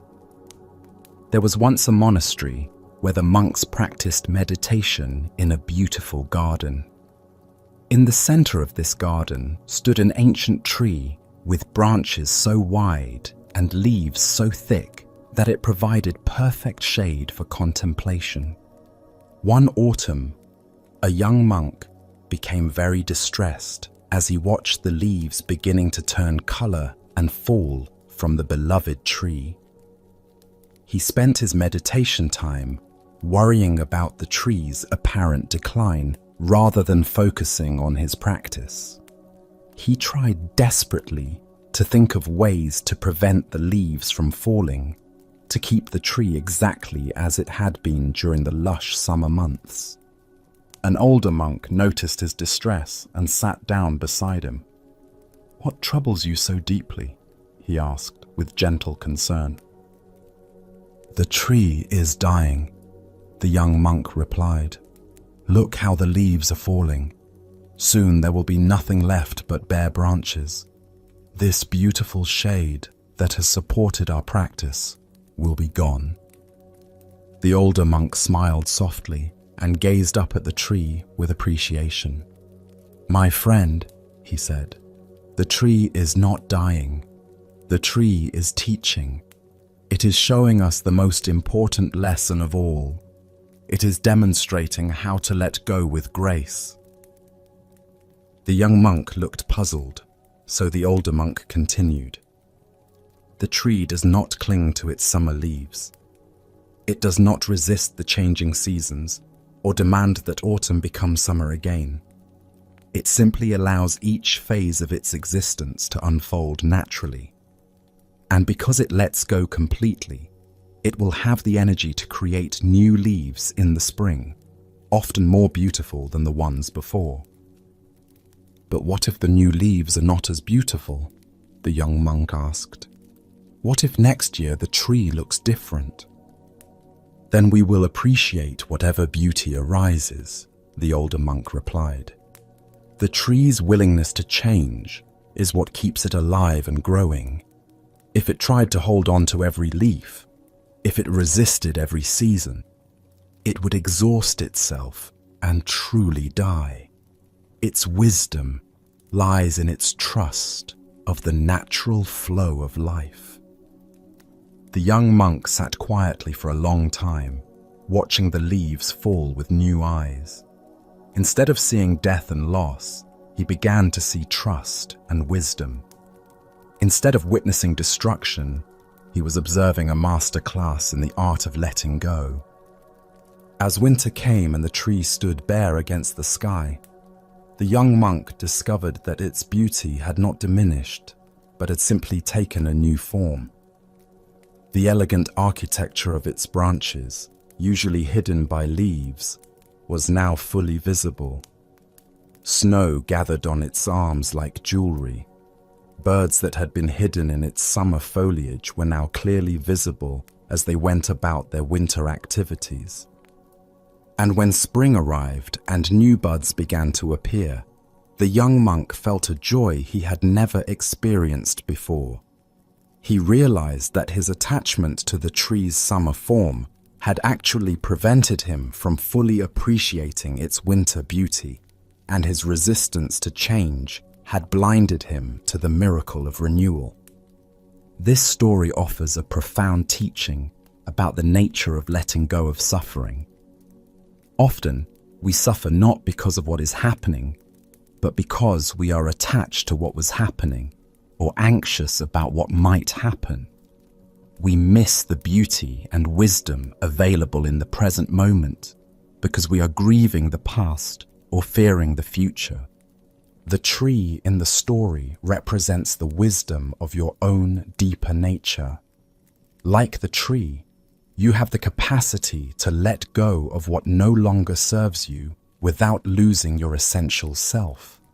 Like the tree, you can trust the natural cycles of growth and rest, expansion and contraction that move through all life.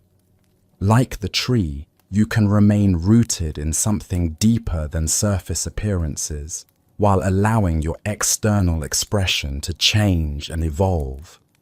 When you align yourself with this tree-like wisdom, suffering begins to transform. You may still experience sadness when you lose something precious, but the sadness feels clean rather than complicated. You may still feel fear when facing uncertainty, but the fear doesn't spiral into panic because you trust your ability to respond wisely to whatever arises. You may still encounter anger when witnessing injustice or cruelty, but the anger becomes fuel for compassionate action rather than poison that eats away at your peace. You may still feel loneliness when going through transitions, but the loneliness doesn't convince you that you are fundamentally alone because you remember your connection to all of life. This is what the Buddha meant when he taught about the end of suffering. Not the end of all difficult experiences, but the end of the additional suffering we create through resistance, attachment, and the illusion of separation. When these extra layers of suffering fall away like autumn leaves, what remains is your natural capacity to meet life with presence, wisdom, and love. In this moment, as you rest here listening to these words, you have the opportunity to practice this letting go. Notice any places where you might be holding tension in your body and gently allow those muscles to soften. Notice any thoughts that are creating stress or worry in your mind, and gently acknowledge them without feeding them more energy. Feel your breath flowing naturally in and out, demonstrating moment by moment the art of receiving and releasing. Your lungs do not try to hold on to air that has already served its purpose. They do not anxiously grasp for the next breath before it is time. They simply participate in the rhythm of giving and receiving that sustains all life. This is the rhythm you can align yourself with in every aspect of your existence. Receiving each moment as a gift, fully experiencing whatever it contains, and then releasing it to make space for whatever wants to emerge next. This is how you let go of suffering without letting go of life. This is how you find peace without avoiding pain. This is how you discover that you are already everything you have been seeking. As these teachings continue to work their gentle magic in your awareness, remember that you don't need to understand everything intellectually or apply everything perfectly. The wisdom of letting go is not a mental concept to grasp, but a natural capacity to rediscover. Like a flower that knows how to bloom without instruction, you know how to let go without effort when you stop interfering with the process. Rest now in this knowing. Let your whole being soften into the truth that suffering is optional, that peace is your birthright, and that love is your true nature.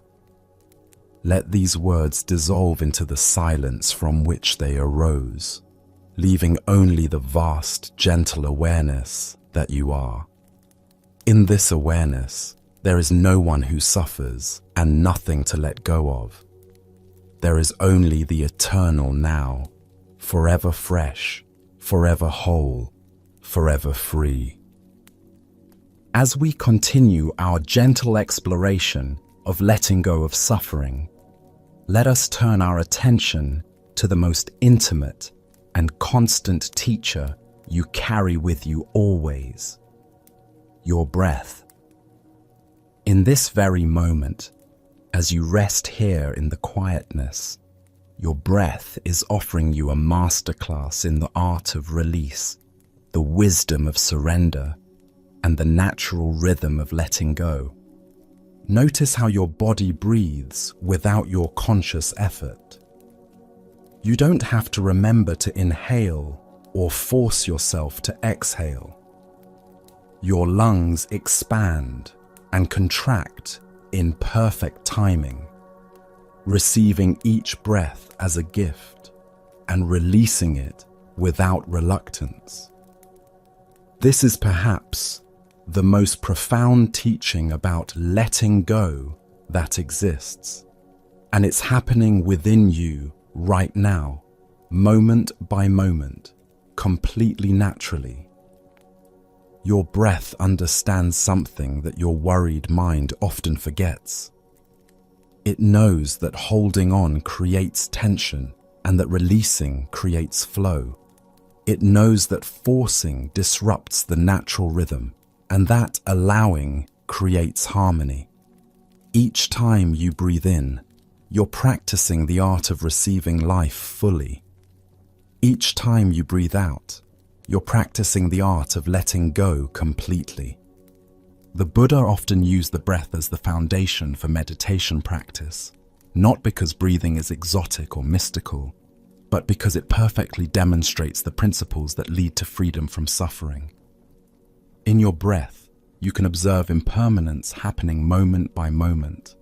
Each breath is unique, arising fresh and passing away completely, never to be repeated exactly again. In your breath, you can practice acceptance. You don't judge the quality of each inhale or resist the necessity of each exhale. You simply allow the natural process to unfold. In your breath, you can discover presence. When you pay attention to breathing, you're automatically brought into the here and now, because breath only happens in the present moment. Let us explore how this simple attention to breathing can become a pathway out of suffering. When you're caught in a spiral of anxious thoughts, when your mind is racing with worries about the future or regrets about the past, your breath offers you an anchor in the storm. It brings you back to the only moment where peace is actually possible. This moment, right now. Feel your breath for a moment without trying to change it. Simply notice the gentle expansion as air flows in and the soft release as air flows out. Feel how your body knows exactly what to do without your mental interference. This is your first lesson in trust, in allowing life to support you without your constant management and control. Now, let us explore what happens when you begin to breathe with conscious awareness, not forcing or manipulating your breath, but simply bringing gentle attention to this natural process. As you do this, you may notice that your breathing automatically begins to slow down and deepen. This is not something you're making happen. This is your nervous system's natural response to mindful attention. This slowing and deepening of the breath signals to your entire being that it's safe to relax, safe to let go of the vigilance and tension that suffering often creates. Your body begins to soften, your mind begins to quiet. The tight knot of worry or pain that you may have been carrying starts to loosen naturally. But the breath teaches us about more than just relaxation. It teaches us about the rhythm of engagement and release that underlies all healthy living. Just as your lungs must empty before they can fill again, there are times in life when you must let go of what you're carrying before you can receive what wants to come next. Perhaps you've been holding on to a relationship that has ended, carrying the weight of that loss like held breath. Your heart knows it needs to exhale this grief before it can inhale new love. Perhaps you've been clinging to a job or situation that no longer serves you, afraid to release what's familiar, even though it's causing you pain. Your breath reminds you that letting go is not loss, but preparation for receiving something better, aligned with who you're becoming. The breath also teaches us about the difference between effort and effortlessness. When you try too hard to breathe, when you force or control your breathing, it becomes labored and uncomfortable. But when you simply allow breathing to happen naturally while maintaining gentle awareness, it becomes a source of peace and vitality. This principle applies to every aspect of letting go of suffering. When you try to force yourself to stop feeling sad or angry or afraid, when you use willpower to push away difficult emotions, you create the same kind of labored discomfort that forced breathing creates. But when you allow emotions to move through you naturally, while maintaining gentle awareness, they begin to flow like breath, arising and passing away without getting stuck. Let me share with you a story that illustrates this beautifully. There was once a woman who suffered from terrible anxiety. Her mind would race with worst-case scenarios about everything from her health to her relationships to her work. She tried many different approaches to control her anxiety. She made lists of all the things that might go wrong and planned how to prevent them. She avoided situations that triggered her worry. She used positive affirmations to try to think her way out of fear. But nothing seemed to work for very long. The anxiety would always return, often stronger than before. Finally, in desperation, she sought help from a meditation teacher who gave her a surprisingly simple instruction. When anxiety arises, don't try to get rid of it. Instead, breathe with it. At first, this advice seemed counterintuitive. Breathe with the anxiety. Wouldn't that make it worse? But the teacher explained that anxiety, like all emotions, needs space to move and transform. When we fight against it or try to push it away, we actually trap it in our bodies and minds. But when we breathe with it, we give it room to flow. The woman began practicing this approach. The next time she felt anxiety rising, instead of immediately reaching for her usual strategies of control and avoidance, she simply placed her hand on her chest and began to breathe consciously. She imagined breathing space into the tight, worried feeling in her body. She imagined breathing compassion toward the part of herself that was afraid. At first, the anxiety didn't disappear, but something remarkable happened. She noticed that she could feel anxious without being consumed by anxiety. She could have worried thoughts without believing that she was in immediate danger. The anxiety was still present, but it was present within a larger space of awareness and breath. Over time, as she continued this practice, she began to notice that anxiety would arise in her body and mind, peak for a few moments, and then naturally subside, just like waves on the ocean. She learned to surf these waves of feeling rather than being knocked over by them. She discovered that she was much stronger and more resilient than she had believed. This woman's experience illustrates a profound truth about the relationship between breath and suffering. When we breathe with our difficulties rather than holding our breath against them, we discover that we are larger than any single emotion or circumstance.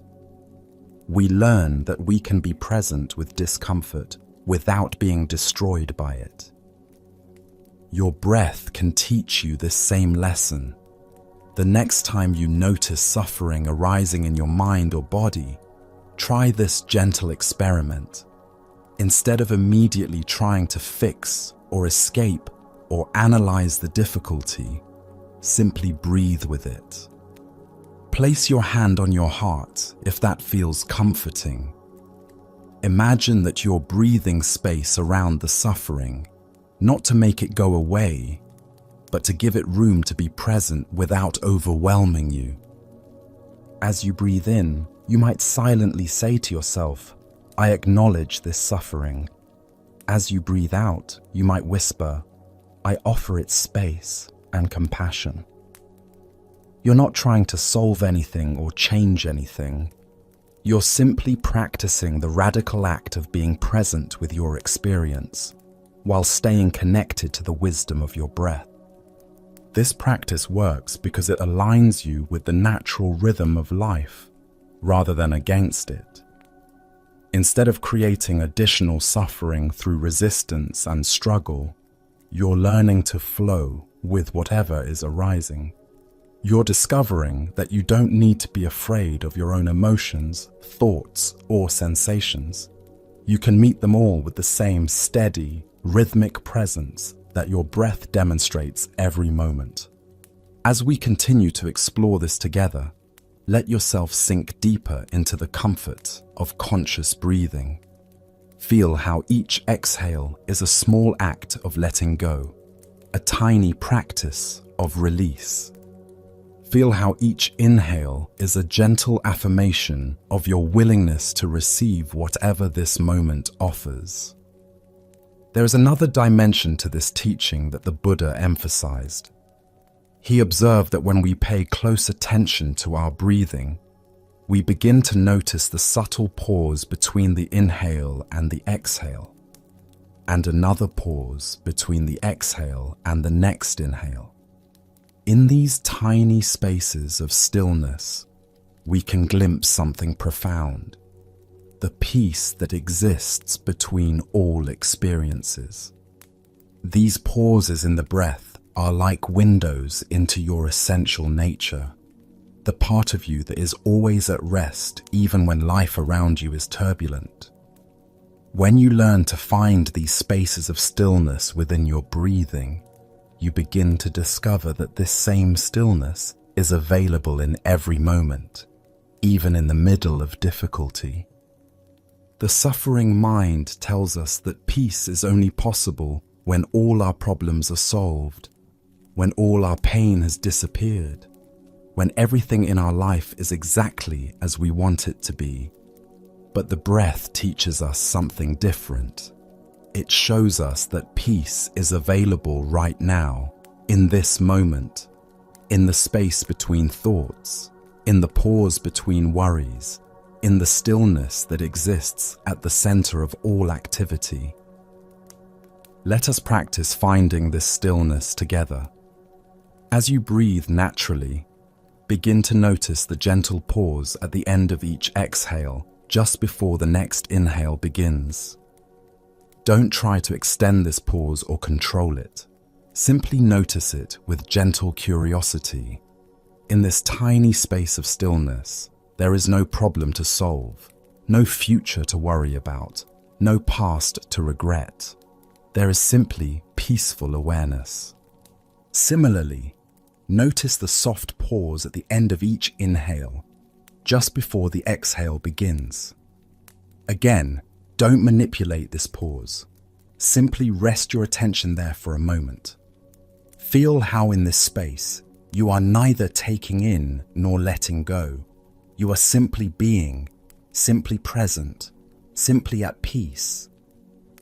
These moments of stillness between the breaths are training you to find the peace that exists between all experiences. Between the arising of a worried thought and your reaction to it, there is space.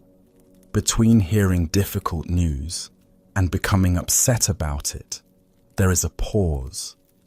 Between feeling an emotion and identifying yourself as that emotion, there is stillness. Learning to recognize and rest in these spaces is one of the most practical skills for letting go of suffering. When you can find the pause between stimulus and reaction, you have the opportunity to choose your response rather than being driven by old patterns. When you can rest in the stillness between thoughts, you remember that you are more than any single thought or worry. This doesn't require perfect meditation or years of practice. It simply requires the willingness to pay attention to what is already happening naturally within you. Your breath is always available as a teacher, always demonstrating the rhythm of receiving and releasing, always showing you how to be present with whatever arises without getting lost in it. As you continue to rest here, breathing naturally and peacefully, let yourself feel the profound wisdom that your body already possesses.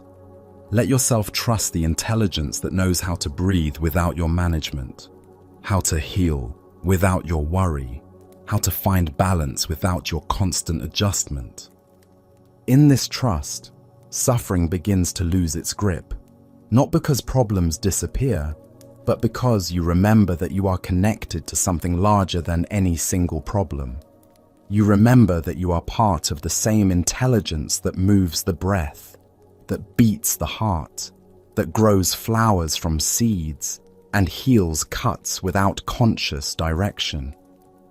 This remembering is itself a form of letting go. You release the exhausting burden of trying to control everything and allow yourself to be supported by the same wisdom that has been breathing you since the moment you were born.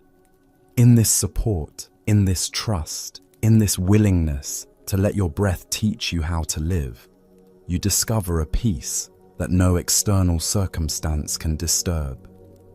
Your breath continues its patient teaching, moment by moment, showing you that letting go is not something you do, but something you allow. It is not an achievement, but a relaxation.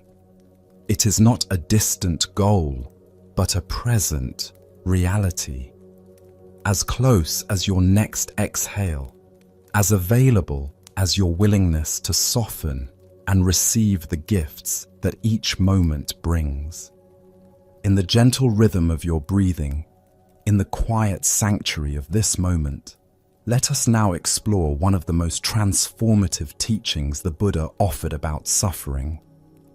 It is the understanding that our most difficult emotions and challenging mental patterns are not enemies to be defeated, but guests to be received with wisdom and compassion. This may seem counterintuitive at first.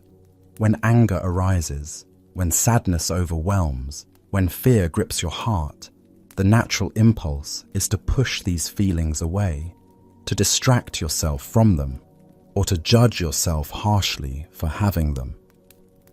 But the Buddha discovered something remarkable. The very act of fighting against our difficult emotions often creates more suffering than the emotions themselves. Imagine for a moment that your mind is like a guest house, and emotions are visitors who come to stay for a while. Some guests are pleasant and welcome. Joy arrives with flowers and laughter. Gratitude comes bearing gifts of appreciation. Love enters with warm embraces and kind words. These guests we invite in gladly and often wish would stay longer, but other guests arrive uninvited and unwelcome. Anger stomps in with heavy boots, tracking mud across our peaceful floors. Sadness enters quietly, but fills every room with grey shadows. Fear comes with urgent warnings and demands for immediate attention. Shame slinks in the back door, whispering cruel stories about our worth. Our first instinct with these difficult guests is often to slam the door, to refuse them entry, to pretend they're not knocking. But here's what the Buddha understood. When we refuse to acknowledge these visitors, they don't simply go away. They tend to knock louder, to find other ways in, to cause more disturbance than if we had simply opened the door and greeted them with presence. The practice of letting go of suffering involves learning to be a gracious host to all of your inner guests, even the ones you didn't invite. This doesn't mean you have to like them or encourage them to stay longer than necessary.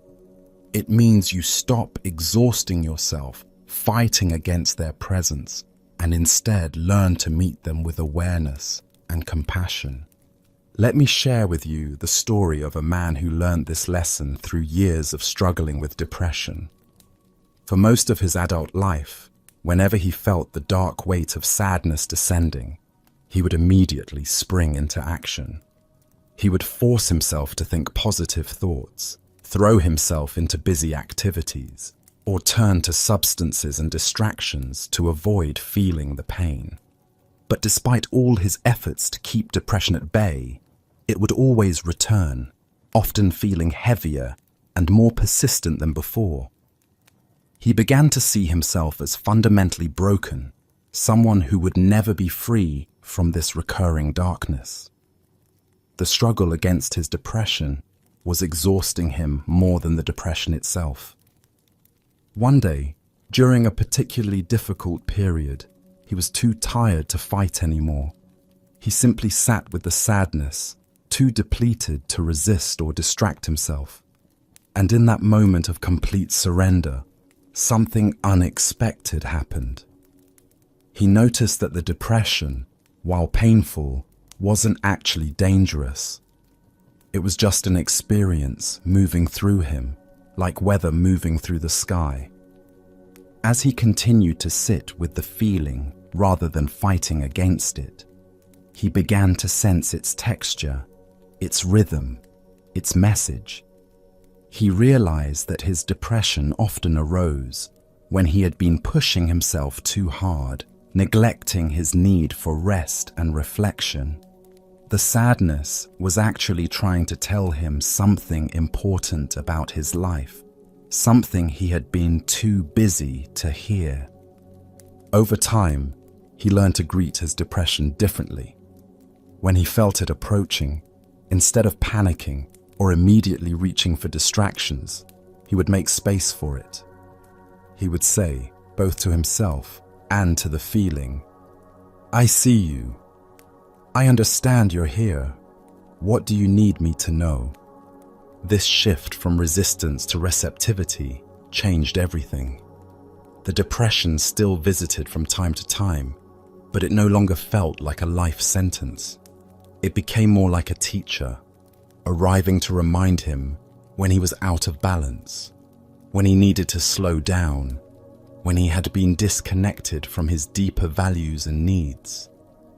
This man's experience illustrates a profound truth about emotional suffering. Often, our pain contains important information, and when we refuse to listen to it, it has to speak louder to get our attention. But when we learn to listen with presence and compassion, even our most difficult emotions can become sources of wisdom and healing. Now let us explore how you can begin to practice this welcoming approach with your own difficult guests.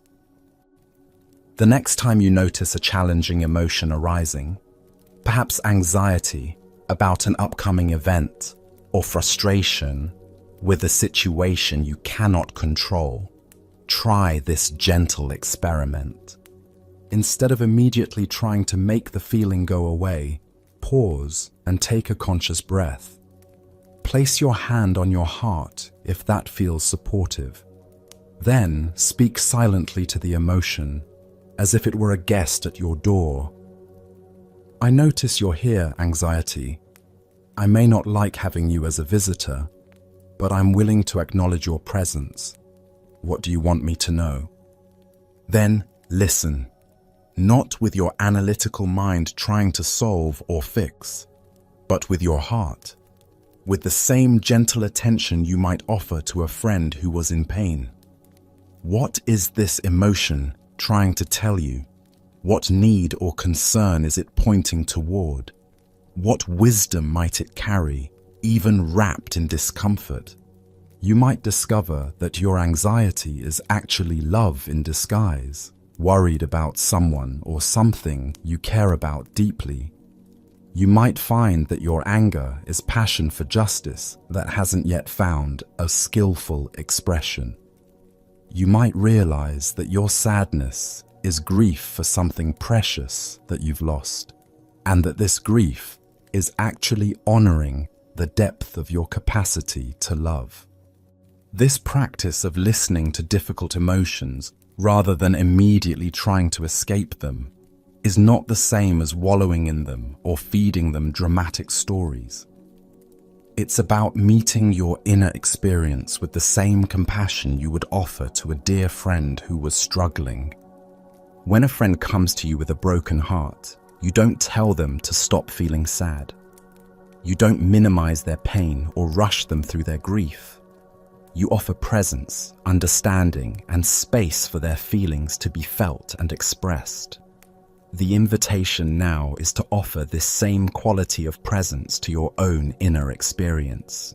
As you practice this approach, you may begin to notice something remarkable. When difficult emotions are met with presence rather than resistance, they often begin to shift and transform naturally, like clouds that gather, rain, and then disperse. Emotions that are allowed to be felt fully often resolve more quickly than emotions that are fought against or suppressed. This doesn't mean that all emotional pain disappears immediately when you stop resisting it. Some grief needs time to be processed. Some anger needs to be felt and understood before it can be released. Some fear needs to be acknowledged before courage can arise. But when you stop adding the extra layer of suffering that comes from fighting your feelings, the original emotion can do its work and move through you more efficiently. Let us explore this more deeply through another story. There was once a woman who carried a deep well of anger about injustices she had witnessed and experienced in her life. This anger felt dangerous to her, so she spent enormous energy trying to keep it contained. She was always pleasant, always accommodating, always trying to maintain peace, even when her boundaries were being violated. But the more she suppressed her anger, the more it leaked out in other ways. She became critical and judgmental toward others. She developed physical symptoms like headaches and digestive problems. She felt disconnected from her own power and vitality. The effort of keeping her anger locked away was exhausting her. Finally, she decided to try a different approach. In the safety of her own home, during quiet meditation time, she allowed herself to feel the anger fully. She didn't act on it or express it toward others.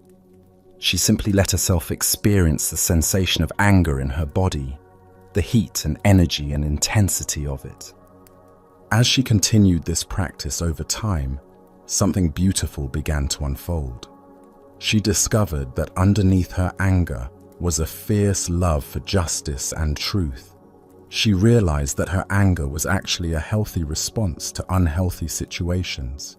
It was her inner wisdom trying to tell her that something was wrong and needed to be addressed. Armed with this understanding, she began to find skillful ways to express her anger.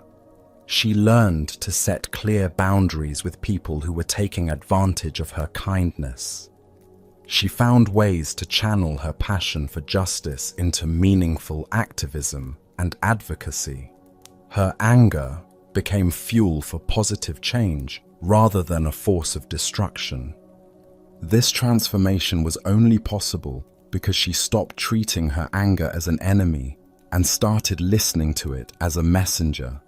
She learned to separate the emotion itself from the actions she might take in response to it. She could feel angry without being cruel. She could acknowledge injustice without becoming bitter. She could access her power without causing harm. This principle applies to all difficult emotions. Sadness can become a gateway to compassion. Fear can become a doorway to wisdom. Loneliness can open our hearts to connection. Frustration can fuel creative problem solving, but only when we stop running from these feelings and start listening to what they have to teach us. As we continue this exploration together, let yourself feel into any emotions that might be present right now. Perhaps there's a subtle anxiety about tomorrow's responsibilities. Maybe there's a lingering sadness about something that didn't go as hoped. There might be frustration with yourself for not being further along in your healing or growth. Whatever feelings are present, even if they're just quiet background sensations, try meeting them with this new approach. Instead of judging them as wrong or trying to make them disappear, breathe with them. Acknowledge them as part of your current human experience. Thank them for whatever information they might be carrying. You might say silently, "Thank you, worry, for showing me how much I care about doing well tomorrow." Or, "Thank you, sadness, for honoring the importance of what I hoped for." Or, "Thank you, frustration, for pointing me toward my desire to grow and heal." This practice of gratitude toward difficult emotions may feel strange at first, but it's based on a profound recognition. These feelings arise because you care about your life, because you have values and hopes and loves that matter to you. Even painful emotions are often expressions of something beautiful in you, your capacity to love, to hope, to care deeply about your experience and the experience of others. When you begin to see difficult emotions this way, they lose some of their power to overwhelm you. You realize that feeling angry doesn't make you an angry person. Experiencing fear doesn't make you a coward. Having sad thoughts doesn't mean you're a sad person. These are simply experiences moving through the vast space of your awareness. Now, let us explore how this understanding can help you work with repetitive thought patterns that create suffering. Many of us have familiar mental loops that our minds return to again and again. Maybe it's worry about health or finances. Perhaps it's replaying old conversations or imagining future scenarios that may never happen. These thought patterns can feel like prisons, trapping us in cycles of mental suffering. But here too, the practice of welcoming rather than fighting can be transformative. When you notice your mind starting down a familiar path of worry or rumination, instead of immediately trying to stop the thoughts, try greeting them like old acquaintances. Oh, hello. Worry about money. I see you're visiting again. I know you think you're helping me by rehearsing all the things that could go wrong. Then, instead of getting caught up in the content of the worried thoughts, you can step back and observe the pattern itself with gentle curiosity. What triggers these thoughts? What need are they trying to meet? Are they genuinely helping you prepare for something? Or are they just spinning in circles without purpose? Often repetitive thought patterns are like old records that got stuck in a groove. They keep playing the same song over and over, not because the song is particularly helpful, but because that's where the needle got stuck. When you approach these patterns with awareness rather than resistance, you can sometimes gently lift the needle and allow new music to play. This might sound something like, I notice my mind is playing the "what if something terrible happens" song again. This is just what minds do sometimes. I don't have to join in the singing. I can let this song play in the background while I bring my attention to what's actually happening right now. Sometimes you might discover that beneath repetitive worry is a genuine concern that needs attention. Maybe your anxiety about finances is pointing toward a need to create a budget or have an important conversation. Maybe your rumination about a relationship is highlighting something that needs to be addressed or accepted. When repetitive thoughts carry useful information, you can thank them and take appropriate action. When they're just spinning without purpose, you can acknowledge them with compassion and gently redirect your attention to the present moment. The key is learning to respond to your mental patterns from a place of choice rather than compulsion. You begin to see that you are not your thoughts. You are the awareness that notices thoughts arising and passing away. From this perspective, even the most challenging mental patterns become workable. As these teachings settle into your understanding, allow yourself to feel the relief that comes with this new approach. You don't have to be at war with your own mind and emotions. You don't have to achieve perfect mental and emotional states to deserve peace and happiness. You can learn to dance with all of your inner guests, the welcome and unwelcome alike. This dancing with difficulty is actually a profound form of self-love. It's the recognition that all aspects of your humanity deserve compassion, even the parts that feel uncomfortable or unwanted. When you can embrace your full emotional and mental experience with presence and kindness, you discover a freedom that no external circumstance can take away. In the gentle darkness surrounding you now, in the rhythm of your natural breathing, let yourself rest in this understanding. You are large enough to hold whatever emotions visit you.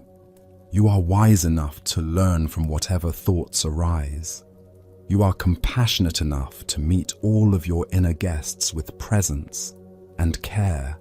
This presence, this willingness to be with what is, rather than fighting against it, is the foundation of all healing. It's the ground from which true transformation grows. Not the forceful transformation that tries to eliminate parts of yourself, but the organic transformation that naturally occurs when all aspects of your being feel seen, heard, and accepted. Rest now in this acceptance. Let it support you like warm water supports a tired body. You are exactly where you need to be in your journey of learning to let go of suffering. Every difficult emotion you've experienced has been teaching you something about the depth of your capacity to feel and care. Every challenging thought pattern has been showing you something about how much you want to live well. Trust this process. Trust your ability to learn and grow and heal. Trust that you already have everything you need to work skillfully with whatever arises in your inner landscape. The peace you seek is not found by eliminating all difficult guests, but by learning to be a wise and compassionate host to the full spectrum of human experience. As we draw together all the threads of wisdom we have explored in this gentle journey, let us turn toward the most practical and profound question of all. How do we live this understanding of letting go in the midst of our daily lives? How do we carry the peace we've touched here into our relationships, our work, our challenges, and our ordinary moments? The path of letting go of suffering is not something we walk only in quiet meditation or peaceful moments of reflection. It is a way of being that can transform every interaction, every decision, every response to the countless situations that make up a human life. It is an art that deepens with practice, becoming more natural and graceful the more we trust its wisdom. Let us begin with perhaps the most challenging arena for practicing release: our relationships with other people. So much of our daily suffering comes from our expectations of how others should behave, our need to control how we are perceived, and our resistance to the natural rhythms of connection and separation that characterize all human bonds. Consider the last time someone disappointed you. Perhaps a friend cancelled plans at the last minute, or a family member responded to your kindness with criticism, or a colleague took credit for work you had done. In these moments, the mind immediately creates a story. This shouldn't have happened. They should have been more considerate. They don't value me enough. This proves that people can't be trusted. But what if you could meet these situations with the same wisdom your breath demonstrates? What if, instead of holding on to the disappointment like held breath, you could allow it to move through you naturally, acknowledging the hurt without letting it define the entire relationship or your worth as a person? This doesn't mean becoming passive or accepting mistreatment. It means responding from clarity rather than reactivity. When someone behaves in a way that hurts or disappoints you, you can acknowledge your feelings, set appropriate boundaries, and make wise choices about how to proceed, all without carrying the poison of resentment or the burden of trying to change who they are. There is a profound freedom in releasing others from the impossible task of meeting all your needs and expectations. When you stop demanding that your partner never be moody, that your children always make choices you approve of, that your friends always be available when you need them, you free yourself from the constant disappointment that comes with these impossible demands. More importantly, you free yourself to appreciate people as they actually are, rather than constantly measuring them against how you think they should be. You begin to see their humanity, their struggles, their own journey of learning and growth. You can love them for their unique combination of strengths and limitations, rather than loving only an idealized version that exists only in your mind. Let me share with you the story of a woman who learned this lesson through a difficult relationship with her aging mother. For years, she had hoped that her mother would finally become the warm, emotionally available parent she had always longed for. She tried countless approaches to create the closeness she craved, bringing thoughtful gifts, sharing personal stories, planning special outings. But her mother remained who she had always been, practical, reserved, uncomfortable with emotional intimacy. Each interaction left the daughter feeling rejected and frustrated. She would replay conversations, analyzing what she had said wrong, planning different approaches for next time. The relationship became a source of constant suffering for both of them. Finally, after years of this painful pattern, the daughter decided to try a different approach. Instead of going into each visit, hoping to change her mother or create a different dynamic, she began practicing acceptance of who her mother actually was. She stopped taking her mother's emotional distance personally and started seeing it as her mother's own form of protection, developed through her own life experiences. This shift changed everything. When her mother offered practical help instead of emotional warmth, the daughter learned to receive this as her mother's way of showing love. When conversations remained on safe, surface topics, she stopped trying to force deeper sharing and instead appreciated the peace of these gentle exchanges. Most remarkably, when the daughter stopped pushing for the relationship to be different, space opened for appreciation of what it actually was. She began to see her mother's quiet strength, her reliability, her own form of caring that expressed itself through actions rather than words. The relationship became a source of peace rather than suffering, not because her mother changed, but because the daughter learned to love what was, instead of grieving what was not. This same principle of loving acceptance can transform every relationship in your life. When you release people from the burden of being different than they are, you create space for authentic connection. When you stop trying to fix or change others, you free up enormous energy for your own growth and happiness. But perhaps even more challenging than releasing control over others is learning to release control over your own life circumstances. So much suffering comes from our resistance to situations we cannot change. Illnesses we didn't choose, losses we couldn't prevent, changes we didn't initiate. The practice of letting go involves learning to distinguish between what you can influence and what you must learn to accept. This doesn't mean becoming passive or giving up on positive change.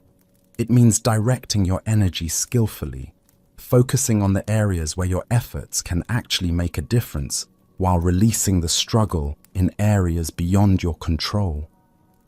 You can work to improve your health while accepting that aging and illness are part of the human experience. You can nurture your relationships while accepting that all connections eventually change or end. You can pursue meaningful work while accepting that external success cannot guarantee lasting happiness. The wisdom tradition speaks of this as learning to be like water, persistent in moving toward your goals, but fluid in adapting to obstacles and changes in the landscape. Water doesn't stop flowing when it encounters a rock. It finds a way around, sometimes carving a new channel, sometimes taking a completely different path, but always maintaining its essential nature while responding wisely to conditions. Let us explore what this kind of fluid persistence might look like in your own life. Perhaps you've been struggling with a health condition that limits your activities. Instead of exhausting yourself, fighting against these limitations, or bitter about how your life has changed, you might ask, given these current conditions, how can I live most fully? What new forms of meaning and joy are available to me that I might not have discovered if my life had remained the same? Or perhaps you're facing financial challenges that have forced you to simplify your lifestyle. Rather than dwelling on what you've had to give up, you might explore, what has this situation taught me about what truly matters? What strengths have I developed through learning to live with less? How might this experience deepen my compassion for others facing similar struggles? This approach doesn't deny the real difficulties of challenging circumstances. It simply adds another layer of possibility, the opportunity to discover that you are larger and more resilient than you may have realized, that meaning and peace are available even in the midst of unwanted change. The practice of letting go also extends to your relationship with time itself. So much modern suffering comes from our resistance to the natural rhythms of life, wanting to speed up healing processes, trying to force relationships to develop more quickly, becoming impatient with the gradual nature of personal growth. But wisdom traditions have always understood that everything has its own timing. Seeds planted in spring don't produce fruit immediately, no matter how much we might want them to. Grief doesn't resolve according to our preferred timeline. Trust develops slowly in relationships. Deep changes in personality and perspective often take years to integrate fully. When you align yourself with the natural timing of life rather than fighting against it, a different kind of peace becomes possible. You can plant seeds of positive change and then allow them to grow at their own pace. You can do your part in healing relationships while accepting that some repairs take time and patience from all parties involved. This doesn't mean becoming passive or losing your sense of purpose. It means holding your goals and intentions lightly, working steadily toward them while remaining open to the possibility that they may manifest differently than you expect or on a different timeline than you prefer. One of the most profound areas for practicing release is in your relationship with your own past. Many people carry enormous suffering in the form of regret about decisions they made or didn't make, relationships they damaged or lost, opportunities they missed or mishandled. This backward-looking suffering can consume tremendous energy that could otherwise be available for creating positive change in the present. The practice of letting go involves learning to make peace with your own history, not by pretending that mistakes didn't happen or that you wouldn't choose differently if you could, but by recognizing that the past is beyond your power to change. The only moment where you have any real influence is this moment, right now. This means forgiving yourself for your human imperfections, for the times you acted from fear instead of love, for the decisions you made with incomplete information or limited wisdom. It means recognizing that every choice you made was the best you could do, given your level of awareness and skill at that time. This self-forgiveness is not a one-time event, but an ongoing practice. Each time you notice your mind returning to old regrets, you can gently redirect your attention to the present moment and ask, what can I learn from this memory that might help me choose more wisely now? How can I use this experience to develop greater compassion for myself and others who are also imperfect and learning? Sometimes this process includes making amends where possible and appropriate. But even when direct repair isn't feasible, you can honor your past mistakes by living more consciously in the present, by treating others with greater kindness, by making choices that align with your deepest values.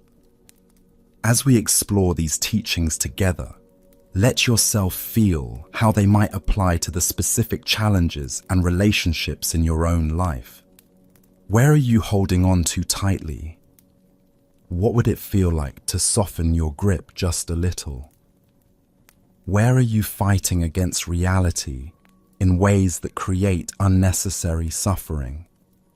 How might you practice flowing around obstacles instead of trying to force them out of your way? The beautiful truth about the practice of letting go is that it becomes easier with experience. Each time you choose acceptance over resistance, each time you respond to difficulty with presence rather than reactivity, each time you meet your own imperfections with compassion rather than criticism, you strengthen your capacity for peace. Like learning to swim or ride a bicycle, the movements that once felt awkward and uncertain gradually become natural and graceful. You begin to trust your ability to handle whatever life brings. You develop confidence in your resilience, your wisdom, your capacity to find meaning and beauty even in challenging circumstances. This doesn't mean that life becomes problem-free or that you never feel difficult emotions. It means that you develop a different relationship to both problems and emotions. They become temporary weather patterns in the sky of your awareness rather than permanent definitions of your reality. Let us rest for a moment in the recognition of how far you've already come in this understanding. Simply by listening to these teachings, by opening your heart to new ways of being, by questioning old patterns that no longer serve you, you are already practicing the art of letting go. You are already demonstrating the courage and wisdom that this path requires. In the gentle rhythm of your breathing, in the quiet space of this moment, you can feel the truth of what you've learned. You are not your thoughts, not your emotions, not your circumstances. You are the awareness in which all of these arise and pass away. You are the space in which life unfolds, the consciousness that witnesses all experiences without being defined by any single one. This recognition is not a philosophical concept, but a lived reality that you can return to in any moment. When life feels overwhelming, when relationships become difficult, when circumstances challenge your peace, you can remember, I am the sky, and all of this is just weather passing through. From this perspective, letting go of suffering is not something you do, but something you remember. You remember that your essential nature is already free, already peaceful, already whole. You remember that you don't need to earn peace by solving all your problems or eliminating all difficult emotions. Peace is what you are when you stop struggling against what is. As these teachings continue to deepen in your understanding, trust the natural process of integration. Some insights will click immediately and begin transforming your experience right away. Others will plant seeds that will bloom in their own perfect timing. Some lessons will need to be learned over and over until they become as natural as breathing. This is the way of all profound learning. Be patient with yourself. Be gentle with your human tendency to forget and remember, to understand intellectually before embodying emotionally, to progress gradually rather than all at once. The path of letting go of suffering is not a destination to reach, but a way of walking through life with greater ease and grace. In relationships, you can practice seeing others clearly without the filter of your expectations and demands. In challenging circumstances, you can practice responding from wisdom rather than reacting from fear. In your daily activities, you can practice presence rather than rushing toward the next moment. In your quiet times, you can practice gratitude for what is rather than longing for what is not. Each of these small practices contributes to the larger transformation that occurs when you align yourself with the natural flow of life rather than fighting against it. You begin to move through your days with less effort and more grace. You find yourself arguing less with reality and appreciating more of what each moment offers. This is the fruit of the practice, not a life without challenges, but a life lived with wisdom, not the elimination of all difficult emotions, but the capacity to meet them with presence and compassion, not control over all circumstances, but the ability to respond skillfully to whatever arises. As you rest here now, breathing naturally and peacefully, let yourself receive these teachings as gifts for your ongoing journey. Let them settle into your heart like seeds planted in fertile soil. Trust that they will grow and bloom in their own perfect timing, supporting you in countless moments yet to come. You have everything you need to practice the art of letting go of suffering. You have the breath that teaches you about natural rhythm and release. You have the awareness that can witness all experiences without being overwhelmed by them. You have the heart that knows how to meet life with compassion and courage. Most importantly, you have this moment right now where peace is always available, where love is always present, where the possibility of freedom from suffering is as close as your willingness to soften, to open, to let go of the struggle and rest in what is. In this letting go, you discover that you haven't lost anything essential. You have simply remembered who you have always been beneath all the stories of struggle and separation. The journey continues, moment by moment, breath by breath, choice by choice. And in each moment, the invitation remains the same: to release what binds you and embrace what frees you, to let go of suffering and discover the peace that has been waiting patiently for your return. And so, dear friend, as our time together draws to a gentle close, let these final words wrap around you like the softest blanket, carrying you into the deepest rest. In this sacred space we have shared, you have touched something ancient and eternal, something that will continue to unfold in your life long after these words fade into silence. Through these gentle hours, you have walked a path that countless beings have traveled before you. You have breathed with the Buddha's wisdom, felt the compassion of ages past, and discovered that the peace you seek has been with you all along. This is not knowledge that can be lost or taken away. It has become part of you now, woven into the very fabric of your understanding. You have learned that suffering, while painful, is not your enemy, but your teacher. You have discovered that the very act of fighting against your experience often creates more pain than the experience itself. You have touched the profound truth that you are not your thoughts, not your emotions, not your circumstances, but the vast, gentle awareness in which all of these arise and pass away like clouds in an endless sky. In the rhythm of your breath, you have found a constant companion, always available to guide you back to the present moment when your mind wanders into stories of past regret or future worry. Your breath knows the wisdom of receiving and releasing, of holding nothing too tightly, of flowing with life rather than against it.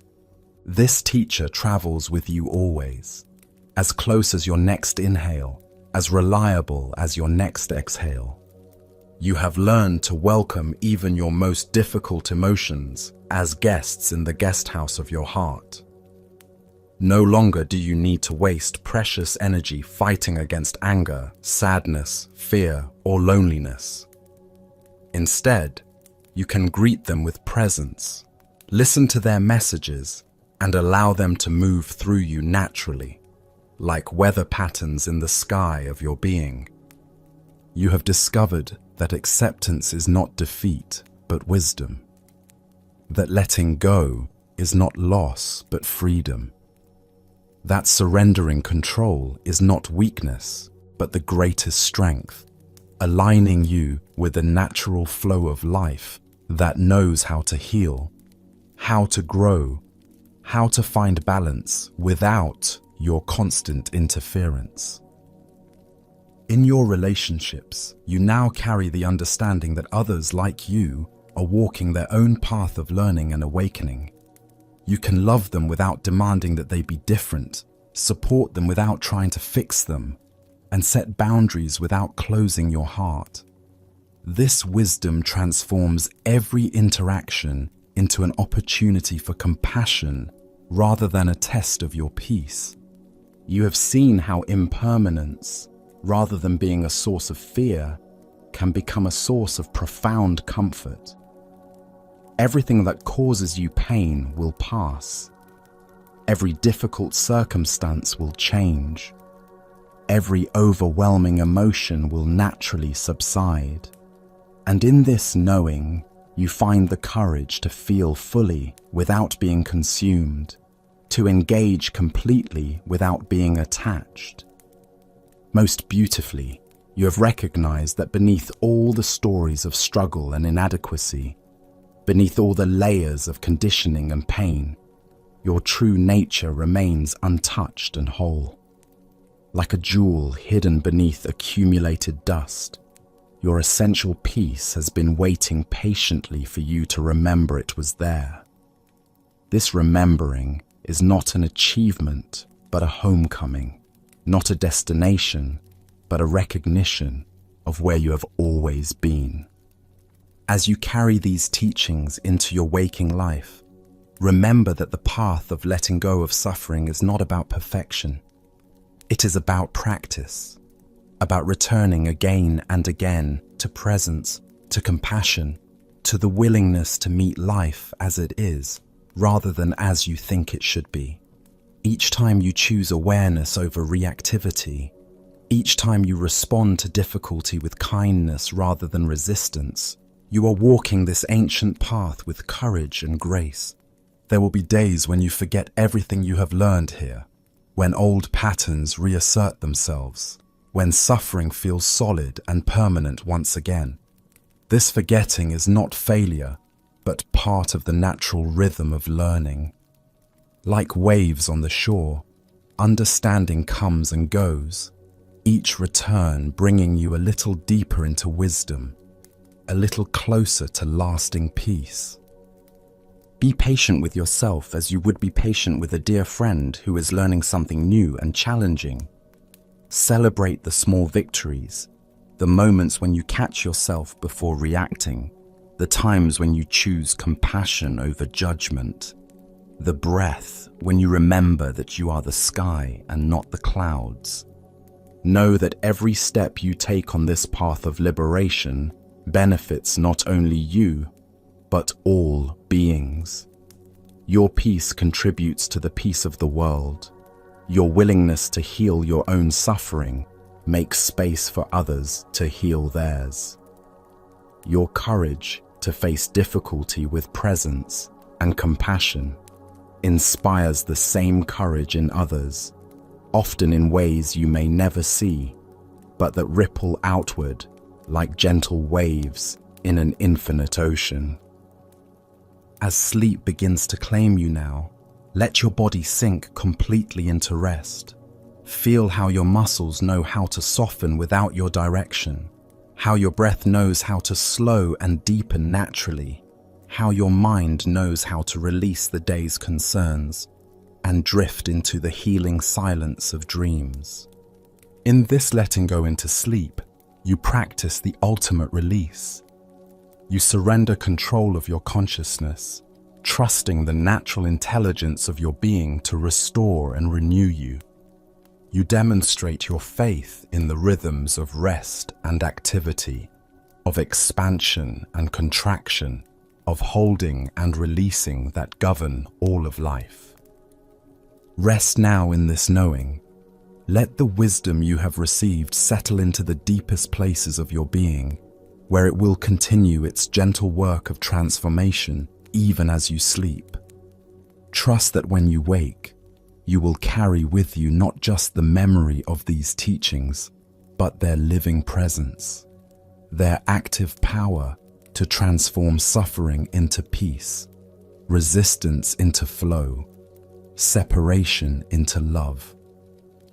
In this release, in this trust, in this gentle surrender to the rhythms of rest and renewal, may you find the deepest peace. May your dreams be filled with the light of understanding. May you wake refreshed and renewed, carrying the gifts of this journey into all the moments yet to come. Rest now, release now, let go now into the infinite embrace of peace that has been waiting for you all along. You are home. Thank you for joining us here at Sleepy Monk.